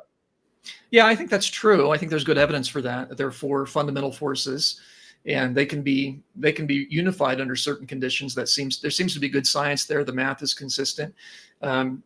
Nothing's immune from the laws of nature other than God himself. God can suspend laws of nature. He's not bound by them. But when he does that, and God apparently occasionally does that, but it's for an extraordinary reason, and it's temporary. So God normally upholds things in a consistent fashion, which is why we have laws of nature. Laws of nature come from a Christian worldview, really. They make sense of it. The fact that there are patterns to be discovered in nature because God has imposed patterns. He's imposed orderliness on nature and upholds things in a consistent fashion that we can study. So quantum mechanics is not immune to laws of nature. It's counterintuitive because there are things some people think of as laws of nature that is really not. And when you get down to the quantum level, the rules change a little bit. It's not that they change. It's just that we don't see them on the large scale because the gradations are so small. But there's certain things that kick in at the quantum level, like only certain angular momentums are allowed. So you have certain spin states that are allowed. Whereas on the macroscopic scale, you think, well, I can spin a ball at any rate I want to. It doesn't work on the particle level. But that's just because the very small quantum effects, once you get to a large scale, they tend to sort of cancel each other out. We don't see them. We don't observe them readily. But they're not immune. Quantum is not immune to laws of nature. It obeys the same laws of nature as everything else. So from there, and you brought up unity. So there's unity and diversity. You've got these 4 fundamental forces that are unified by something. And so from that, we would say that thing which is absolute, whatever is providing for this unity, would be something greater that these forces are bound by. And so what would you say maybe to a critic, and this is a more philosophical question, that which is absolute has to be a mind, a personal absolute, as opposed to an impersonal absolute? Well, yeah, the laws of nature are mathematical, and math is the study of numbers, and numbers are concepts of quantity. Where does math occur? In the mind. That's where math occurs. Math is the conceptual study of numbers. Numbers are themselves conceptual, and the universe obeys math. So if you're an atheist, you got a problem. You got a problem because you got a universe that obeys something that exists in a mind. And you say, well, we got lots of human minds. Okay, but in your view, there was a time when there weren't any human minds. Did the universe still obey math? Now, every one of them to a T would say, well, of course. Right? We think the universe still obeyed math before there were minds, but wait a minute, math can't exist apart from a mind because math is mental, it's conceptual. And frankly, the fact that the universe obeys math is perplexing from a secular point of view. Eugene Wigner, who was a brilliant Nobel Prize-winning physicist, wrote an article back in, I think it was the 70s, which from his secular, apparently he wasn't a Christian, but he was analyzing this question as why does the universe obey math? And so he wrote this article called The Unreasonable Effectiveness of Mathematics and the Natural Sciences, where he explores this idea of why does the universe obey math? And his answer was he didn't have an answer. He couldn't solve that problem. He came to the conclusion that it's a wonderful gift which we neither understand nor deserve. And I'm thinking, well, first of all, and I assume he's speaking somewhat figuratively, but I have to push back on gift. Yes, it is a gift because there's a gift giver. And I can understand it. I can make sense of it because the mind of God is what's controlling the universe. So I would say the existence of science, the fact that the universe obeys laws of nature at all, let alone laws that are mathematical in nature, is consistent with the Christian conception of God. And it's not just any God. It has to be a God who has revealed himself, so we can know some of his thoughts. It's a God where we're made in his image, so we have a limited capacity to think in a way that's consistent with him. So when I think about numbers, I'm thinking in a way that's consistent with God. When I think 2 + 2 = 4, that's true because it's something that God's mind has determined is true. And I can explain why the universe obeys these laws because it's the mind of God that upholds all of nature. So I would argue in the Christian worldview, and only in the Christian worldview, can we make sense of laws of physics at all, let alone why they are mathematical in nature. Yeah, so it couldn't be just some brute fact of the world, some random physical something. Yeah, that wouldn't make sense of why there are laws, why the universe obeys them, why they're mathematical in nature. Math exists in a mind. How can you have math without a mind? None of that would make sense if there were brute facts, which I would say require a mind anyway. So that doesn't even make sense. Yeah, and I guess the last question there regarding these laws of nature, this is something that's been discussed by a lot of secular philosophers of science. Even Anthony Flew, for example, he thought that argument itself was something that was that brought him closer to some form of deism. So I guess the question here would be. Even Stephen Hawking said that as long as there is a law like gravity, which I think is problematic, that the universe can create itself from nothing. So when we're referring to these laws, we're talking about real forces here. Would you agree that the secular community would say that we're talking about real forces, not just random occurrences throughout a time index? Yeah, I mean, even secular scientists assume orderliness in nature. They assume that there are patterns to be discovered. What they can't account for is why there ought to be patterns in a chance universe. They all know it's true. And see, I can not only account for patterns in the universe, I can account for their ability to know that there are patterns in the universe because they know God in their heart of hearts. And I can even account for why they deny that God, because the Bible talks about that too. It talks about people suppressing the truth and unrighteousness. That's our nature. And unless God had opened up my eyes, I'd be in the same boat. So I just think it's amazing that the Bible can account for all of these things, even the resistance of the unbeliever. That all makes sense in a Christian worldview, but none of that makes sense in an atheistic worldview. Amazing. Those are excellent answers. I appreciate that. So what I'd like to do is ask you now, because I've got just an ample amount of questions relating to the distant starlight challenge, all asked in slightly different ways. And so why don't we just engage that in general, Dr. Lisle? What do you believe is the best solution to the so-called distant starlight problem?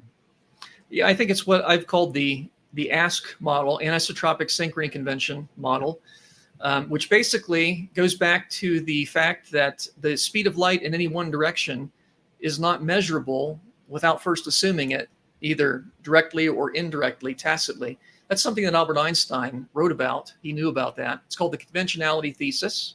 There's even a decent Wikipedia article on it, believe it or not. It's actually pretty accurate. That's not always the case, but in that case it is. And basically the speed of light from A to B, you can't measure. You can only measure the speed of light from A to B and back and take the average speed. And most people say, well, why wouldn't it be the same speed out as in? Because that leads to inconsistencies. If it's the same speed out and in relative to one observer, it won't be relative to another observer. And so what Einstein did was he said, I'm just going to stipulate the speed of light in one direction, and that'll tell me what now means at a distance. And so I can use that to synchronize my clocks. And then because it leads to inconsistencies, he said other observers will have different definitions of now, different definitions of simultaneity. And so that's something that you would learn in a freshman level class on Einstein, on the physics of relativity, what we call relativity, is that different observers that are in motion relative to each other have different surfaces of simultaneity. But one of the things you can do is you can define the inward speed of light to be instantaneous, to be infinity, basically, as long as the outward speed is half c, where c is the round trip speed of light. And because the average has to be c. The bottom line is, if you use that convention, and I'm not saying that's the only convention, but I am saying it's the one the Bible probably uses. In that convention, it takes light no time at all to get from the distant stars to Earth using that time stamping procedure. And that's the one that all ancient cultures used. It wasn't until relatively modern times that Einstein basically said, let's let the speed of light be this, out at sea and in at sea. And that means we're seeing not the present, but we're seeing the past. And how far out you look is how far back in time you're looking. I'm not saying that's wrong, by the way. I'm just saying that it's also not wrong to say, no, we're seeing the universe in real time. The light travels here immediately using this visual synchrony convention that I believe the Bible uses. And there's good evidence that the Bible does use this ancient convention. In Genesis 1, when God makes the lights and the firmament, the sun, the moon, the stars also, he makes them to give light on the earth. That's one of their purposes, is to give light on the earth. And the Bible says, and it was so, which implies that they immediately began giving light on the earth. Immediately, as soon as they were created on day 4, they fulfilled their God-ordained purpose, or at least within 24 hours, to give light upon the earth. And so that suggests the visual synchrony convention. And it bothers people that they think, well, the speed of light in one direction, it's either this or that. But it turns out the physics of Einstein does not allow for it to be either this or that. It has to be both and. It's whatever you stipulate it to be. And therefore, there is no distant starlight problem if the Bible's using a visual synchrony convention. It means we're seeing the universe in real time, even today. Not that the alternative is wrong. It's just not what the Bible's using. So that's my elevator speach on the I like that. Hope that's somewhat comprehensible. No, it's great. And I think it's a good way to relate it to that. If you're stuck in an elevator for a couple minutes with someone and they want to know, how do we answer the distant starlight challenge? What's a good way to respond? So if I'm understanding you correctly, basically we're seeing the universe, everything in the universe, even the most distant stars and galaxies, in real time using this visual synchrony convention. Yep. Because light's arriving instantaneously, which is consistent with the physics of Einstein. It absolutely is. That's what surprises people. But Einstein wrote about that. He knew about that. I've got your book behind me, The Physics of Einstein, which I recommend people check out. Extremely interesting book. Sam, you had a follow-up, brother? Yeah, there was a paper a while back, and I'm sure you're familiar with it, where a supernova was observed, and the light traveling towards us from the supernova hit a planetesimal, and it traveled around one side faster than the other side. And so from this paper, it was suggested that this shows that we can know that the one-way speed of light is I guess this is constant. This is the same as the half of the two-way speed of light. You familiar with that? Yeah, I am. I'm familiar with that. Yeah. So I don't think if memory serves, I don't think the author suggested that proves the one-way speed of light, but rather secularists jumped on that and said it proves the one-way speed of light. So what happened is that, so there's a supernova, exploding star, really far away, and it gets very, very bright for a period of a month or two. And the light passed by, it didn't hit a planetesimal, but rather it passed by a galaxy cluster of galaxies. And the gravity from all those galaxies bent the light, and it bent. And so some of the light went above the galaxy cluster, some of it went around to the side and bent, and then some of it went to the other side and bent, and some of it went below and got bent up. And so what we received on Earth was light coming from 4 different directions. And so we saw 4 different images of this one supernova that had traveled different directions around the galaxy. It was amazing. It's neat to see. And then about a year later, a 5th image appeared. There was light that took a longer journey and got bent around in this direction. And so we saw a 5th image of that same supernova. And people have said, see, that means the speed of light's non-instantaneous. Well, I never denied that the speed of light is non-instantaneous unless it's moving directly toward you. It's only in the anisotropic synchrony convention. Only light that is moving directly toward you is instantaneous. There is an equation. I've written down the equation. It's c over 1 minus the cosine of theta, where theta is the direction away from directly toward you. And that tells you what the speed of light is in different directions. Remember, it's half c when it's moving away from you. It's c when it's perpendicular, and it's infinity when it's toward you. But if you think of the different legs of that journey, the light first has to go up a little bit to then get bent around the galaxy to then move directly toward Earth. So when it's moving in this direction, it's not moving directly toward Earth. It has to get bent to that direction. And so its speed will be slower. And so the anisotropic synchrony convention predicts that the fifth supernova image, because the light deviates more from a straight line, it will be traveling slower in this direction until it gets bent directly toward us, and then it speeds up to essentially infinity. So we would also predict that the fifth image would appear a year later. And that has to be the case because the Einstein synchrony convention, the stipulation that the speed of light is the same in all directions, and the anisotropic synchrony convention, which stipulates its infinity toward you and 1/2 c away, they're coordinate systems. And therefore, they have to predict the exact same observable phenomena. They'll differ on what coordinates we assign to it. But if two asteroids are predicted to collide under the Einstein synchrony convention, they'll be predicted to collide under the anisotropic synchrony convention. They predict the exact same observable phenomena, and that was proved by John Winnie back in 1970, I think, maybe 60s. Is this the misconception or argument that Dr. Hugh Ross used in your most recent discussion? Okay. And he had the same misconception. He was thinking that ask means the speed of light, the one-way speed of light's the same no matter what the direction. No, it's only when it's moving directly toward the observer. And so for the first leg of the trip, the speed of light would have been slower. It wouldn't have been instantaneous because the light is traveling not directly toward Earth. It has to go up above the galaxy or below or to the left or the right. So yeah, Hugh Ross had made that same assumption. So if this is what, you did a great job. So if Hugh Ross in your debate utilize that, if he thought that would be a good challenge directly in your discussion to use against your model on distant starlight, is this really the best they got then? Because it seems like you're easily addressing it. Yeah, I don't think there's a good challenge to this, and I have to back up a little bit. The anisotropic synchrony convention is a convention. It will never be refuted because it's a coordinate system. It's like trying to refute the metric system. You can't do that. It's a way of assigning numbers to something. And so that'll never be refuted. People have tried. I had a guy try recently, and I responded. Phil Dennis tried to refute the conventionality thesis, and I responded on the website showing that he had made some false assumptions. His was kind of mathematical, but it's still the same. It's still the same fallacious reasoning. Now, I have made the claim, and this is falsifiable, that the Bible is using that coordinate system.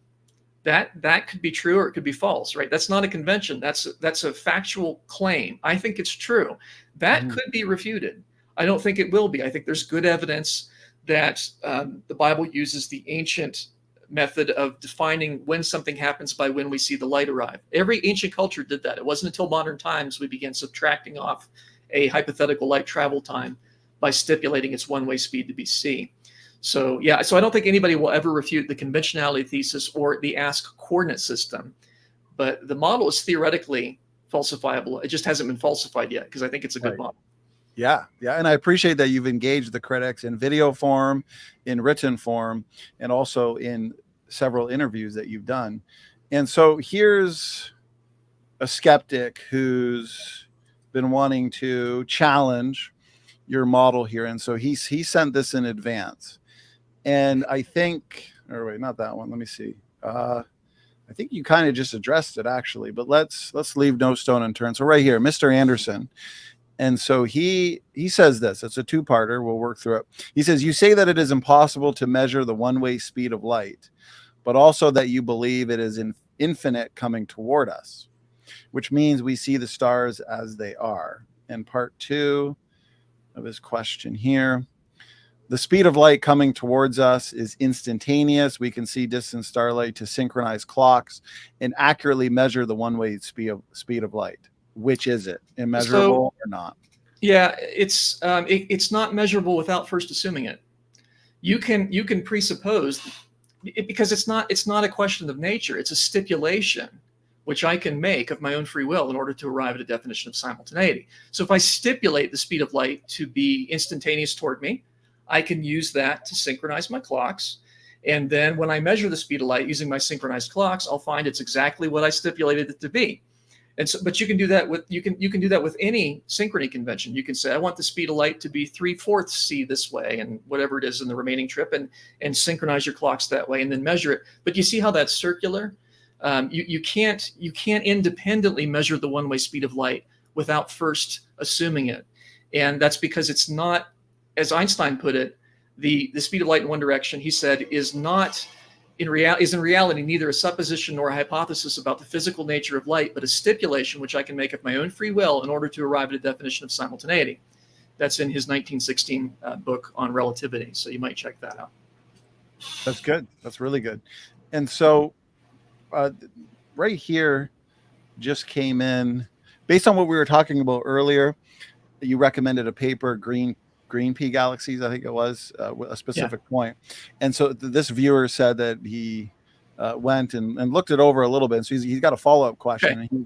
He's asking, why did Dr. Lisle imply that these green pea galaxies were more distant redshifts of Z14 with high metallicities?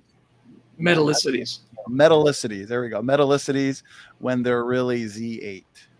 Oh, okay. I didn't mean to. If you got that impression, I apologize. But they are part of the James Webb Space Telescope data, and you need to understand that in terms of distance, Z versus 8 versus Z versus 14, it's not tremendously different in terms of distance or time. It gets more compressed as you get closer to higher and higher Z.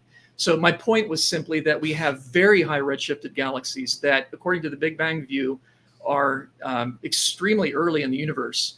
And yet they have metallicities that are comparable to nearby galaxies. So those galaxies, if memory serves, they're within the first billion years of the universe. And they're comparable to 10 billion year old galaxies in terms of their metallicity. That's the point I was trying to make. So I apologize if I miscommunicated. No, you did a good job. I appreciate that. Okay, on the distant starlight argument, even myself pretending to be a critic, I can't think of really any real challenge or refutation that you haven't addressed or engaged. And so, and we've addressed a lot of what the critics are saying here. So let's just move and shift into our last topic as we move towards the 2-hour mark. Dr. Lisle, again, I appreciate how comprehensive you are. Thank you for your time, and just been a really great program tonight. Good, time has flown by. And so, okay, we've discussed C14 in diamonds earlier and how that contradicts an old Earth.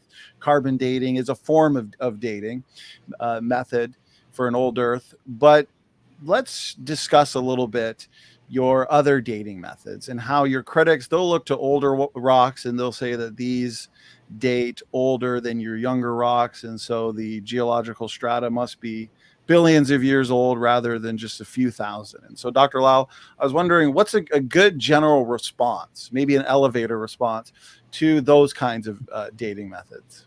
So, well, yeah, with there is some question as to can we use radiometric dating at least to give relative ages? If something has a radiometric estimated age that's older than this rock, does that mean it's genuine, even though it's not millions of years older? Is it older than that rock? And I think a lot of creationists are open to that. It's not something that, I'm not a geophysicist, it's not something I've specialized in, but there might be validity to that. One way there would be validity to that is if the radioactive decay rates were accelerated during, for example, the time when these rock layers were being laid down. So let's say they're flood layers. Now you can't, flood layers would be sedimentary rocks, but sometimes you'll have an igneous rock that's within those flood layers, and you can use the radiometric age dating methods on that igneous rock. Radiometric age dating methods are only really applied to igneous rocks, not sedimentary. And so the idea is rocks that are lower in the geologic column, which we would say are earlier in the flood year, have more daughter elements in the radioactive decay process. We would expect that if accelerated decay happened during the flood year. And apparently there is some evidence that that's the case. So can we use radiometric dating at least to get relative ages? Possibly. But it doesn't give you the absolute age, because the absolute age presupposes that the radioactive decay rates have been constant throughout history. That's a uniformitarian assumption, and there's good evidence that it's wrong. the rate research group found very compelling evidence. I was not expecting it, that the rate of radioactive decay was faster in the past, possibly during the flood year, possibly during creation, possibly both. And we know it's possible. There are certain types of radioactive decay we can speed up in a laboratory by a factor of 1 billion. The rhenium osmium reaction can be sped up in a laboratory by a factor of 1 billion just by stripping the electrons away, and you get bound state beta decay. So we know that's possible. It doesn't require even a miracle. And of course, God's open to doing things in ways we can't do.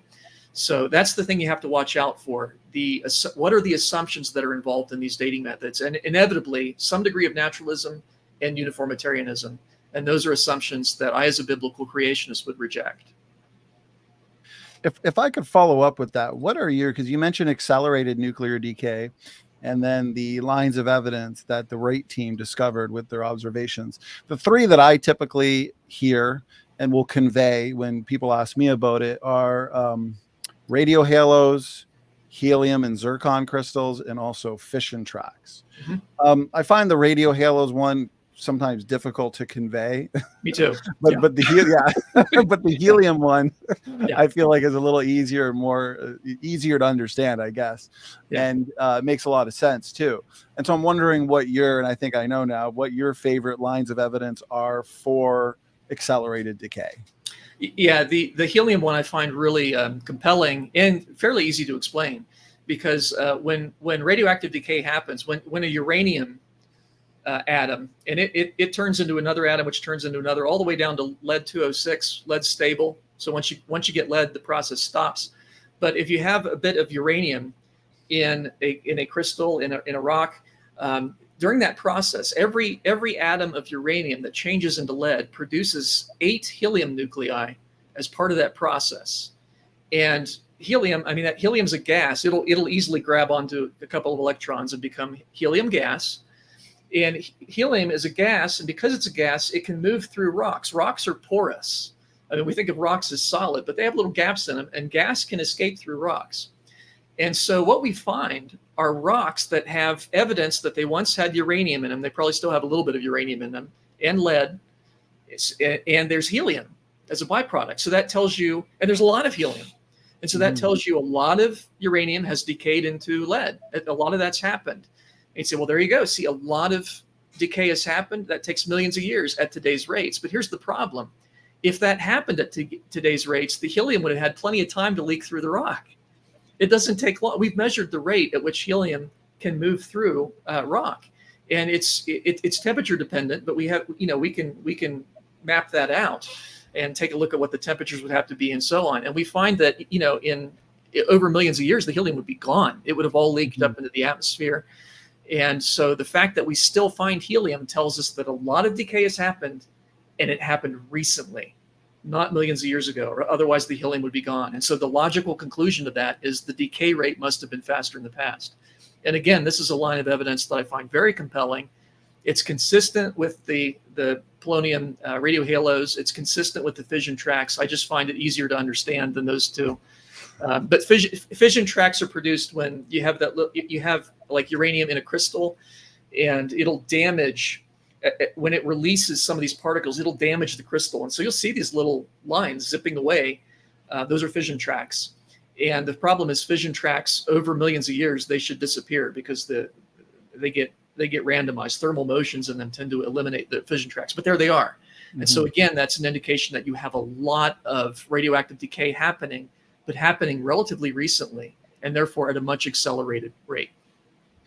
So if I understand the helium one correctly, basically we know that a lot of decay has happened and had to happen in a short amount of time rather than over billions of years, because helium, being such a slippery molecule, should have all leaked out if we're looking at uniformitarian or actualist rates, where it's taking billions of years. So the fact that it's still there, but yet a lot of decay has happened, tells us that decay must have happened over a short amount of time. That's it. Okay. Yep. Well, yeah, that's an excellent line of evidence for accelerated decay. So I'm curious, Dr. Lisle, have you seen any good responses or counters at all from the critics to that? Not really. I mean, you can always nitpick this stuff. You can always say, well, the rate could be different in the crystal than it is in the rock and so on. I get that, but it can't be millions of times different. So I think this is a very compelling line of evidence. I have heard some criticisms. It is temperature dependent. So they say, well, the temperature could have been really low. The lower the temperature, the slower the helium leaks. So the temperature could have been really low. Well, it turns out it has to be near absolute zero for you to stretch it out to millions of years. So that's not going to be a good rescuing device either. So the bottom line is I haven't heard a very good rescuing device for this. There are still some T's to be crossed and some I's to be dotted, but the time scale between the two is, the predictions are so enormous from the amount of helium you'd expect if it's millions of years old versus if it's thousands of years old, that the data just very strongly are consistent with the biblical model. So we have the evidence there, I think, very clearly for accelerated decay in the past. Now, the big follow-up would be from the critic and the skeptic of young Earth creation. They'll say, okay, let's assume you're right. Accelerated decay has happened. That much decay in such a short amount of time, especially during the flood year, would result in so much radiation and heat as a byproduct of this accelerated decay that it would basically evaporate the oceans, melt the crust, kill Noah, his family, the animals. And so there must be a different explanation for the helium, the radio halos, and the fission tracks, because accelerated decay just doesn't work because of that after effect. And so, Dr. Lisle, I'm curious, in your opinion, what's the best way to engage and interact with that objection? If somebody says, well, there's a different explanation, cool, go for it. Accelerated decay is not something the Bible mentions. I'm open to other possibilities. Okay. So it's just that one I think is the best. Then with regard to the two objections, and they're two separate objections, because I think one's easy to answer, that the level of radioactivity would have killed all life on Earth, killed Noah and his family. No, it just wouldn't, because they're sitting on top of a mile of water.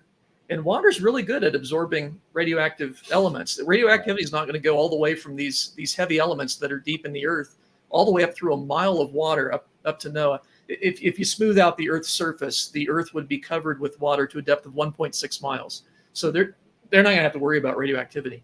The only element that causes possible concern, there is one of the lighter elements that comes in a radioactive form. It might be calcium, and there's some. People say, what about C14? We don't think it was accelerated very much. We think the rate of acceleration is proportional to the half-life of the element. So C14 is already a fast decayer, and there's only one atom in a trillion, and there would have been less at the time of Noah's flood, only 5% present value. So C14 is not a problem. There's one lighter element, maybe calcium, and we don't know how much of radioactive version of that element was in the environment. There might not have been any at the time of the flood. But the heavier elements that are in the Earth that would have been producing this radioactivity, it's going to be blocked by 1.5 miles of water. So that's not a problem at all. Now, the heat problem is more interesting because radioactive decay produces heat. It releases energy. And when that energy thermalizes, it causes the atoms to vibrate faster. It increases the temperature of whatever's around it. So, and that's something that, a lot of thermal energy was created during the flood year, if indeed the radioactive decay happened during the flood year, as I think is the most likely model. So the question is, is that going to boil the oceans? Empirically, it didn't. So, I mean, I think that's probably, I think that's not an issue. But at the same time, you're welcome to ask, how did that energy get dumped? Where did it go? And the answer is, we don't know for sure, but there are different ways to dump energy. One of them is you can dump it to space. Hurricanes take energy from the ocean floor. They take an enormous amount of thermal energy from the ocean, and they move it up into the atmosphere and eventually dump it to space. When hurricanes move over the ocean, the ocean temperature drops by 10 degrees, and water has really high, what's called a specific heat. Water can store an enormous amount of thermal energy. So hurricanes, we think there were probably hypercanes during Noah's flood, because hurricanes today move over land. They get cut off from their power source and they peter out. There would have been no land during the flood year. So hurricanes could build up to hypercanes, and that would be a really efficient way of dumping the heat to space. It's possible that some of the heat went into the Earth. Today, the Earth has a molten core. We don't know that it always had a molten core. That's something that I've been toying with, is did some of the energy go into the Earth?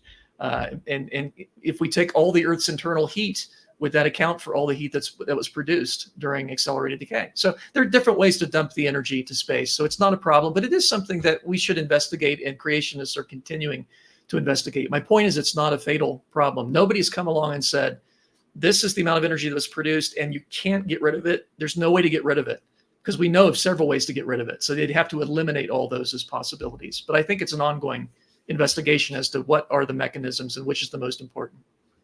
Sam, before you go, I wanted to make one point, because I really like your hypothesis on the core. I think that's really good. And I think there's a good research project there, really. And so we don't necessarily know the temperature of the core at it could have been icicle. I don't know.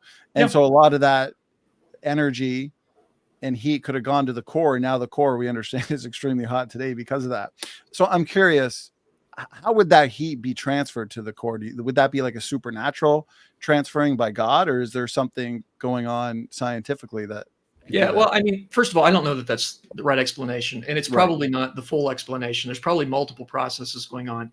I'm inclined to, since God normally works by natural phenomena, that's, in fact, I would define natural phenomena as the normal way that God accomplishes his will, as opposed to a supernatural action. I always default to that unless I can find a scriptural reason not to. So I'm inclined to think that these would be natural processes. Hurricanes are natural processes. Water having a very high specific heat and being able to deliver that heat, that's a natural process. But they're basically different ways of getting energy from one place to another. Thermal energy is either transferred it's usually by conduction, direct contact, although that's a very slow process, or radiation, and not the kind of radiation associated with radioactivity, but just thermal emission, electromagnetic waves. And that's fast. And then convection is also very fast. And we do think there was a lot of convection taking place at the time of the flood. Convection is where you're actually moving the object that has the heat with it. So you're moving. We think that the ocean floor was completely replaced at the time of the flood. So a lot of convection going on there. And then there are other ways you can get rid of energy too, magnetically, Alfvén waves, and so on. But those are the three big: conduction, convection, and radiative transport. Very good. Sam? Oh, no, I'm good. I was going to make a comment, but you touched on it. So there we go. Thank you. We think alike, brother. We think alike. So, okay. Well, firstly, Dr. Lisle, excellent endurance. We've hit the 2-hour mark, and that's basically been 2 hours of challenges, major topics, technical topics, engaging many of our skeptics and critics in the chat. And I am extremely happy with this. I wanted to leave no stone unturned, touch on the major topics: dating methods, heat problem, distance, starlight, some of the biblical points and arguments that we started off with, which I'm glad we did, set the foundation for the show. And so, my brother, Dr. Lisle, I really appreciate your time here. Is there any final words, final thoughts you wanted to leave us in the audience with as we wrap things up? I hope it's been encouraging to you. I'd encourage people to check us out on the website, biblicalscienceinstitute.com. A lot of great resources. The website itself is a free resource that I'd encourage you to check out. And we have videos too. We got our Rumble page, and a lot of resources too for books and DVDs that you can get on our website. And so check that out. Check out our latest article that I've got posted. It's posted today. We posted a little while ago. It's a summary. It's a layman's summary of this latest research on the James Webb Space Telescope data and what I'm calling the Doppler model. So that's pretty neat. And it references the technical paper too. So check that out on the website, biblicalscienceinstitute.com. And thank you much for having me on the show. Okay, my pleasure. I appreciate how you do that. You'll release a technical paper, and then you'll put a layperson article with a nice summary for people to read and understand better. So, okay, very good closing thoughts. Here are links to Biblical Science Institute, and you can find in the description box links to where you can read these articles, including Dr. Lisle's most recent technical paper. So, Dr. Lisle, appreciate you doing this. Sam, my award-winning co-host, appreciate you doing this with me, brother. Any final words from you? Yeah, no, Dr. Lisle, I'm a fan. I've listened to much of your stuff. I've got a few of your books, and haven't gone through all of them. But I want to thank you especially for your book, The Ultimate Proof of Creation, because that took away so much anxiety. It opened my eyes to look at this whole discussion in a different light, and it's really encouraged me in my faith. So I would recommend that to anyone to read. The title is spot on. It's probably not what most people think, though. Fantastic book. And so thank you again for your time. It's really been a pleasure. Well, thanks. I appreciate that. That's encouraging. Amen. Major game changer, life changer for me as well when I got saved years and years ago. So, okay. Well, with that, thanks again, Dr. Lisle and Sam, my brothers, and to the audience. Thank you so much for tuning in. I appreciate all your questions. I apologize if we couldn't get to your specific question, but we had probably about 100 questions. So we got to as many as we could. And I appreciate you guys interacting and supporting today's stream. And so with that, Standing for Truth is out, and God bless all.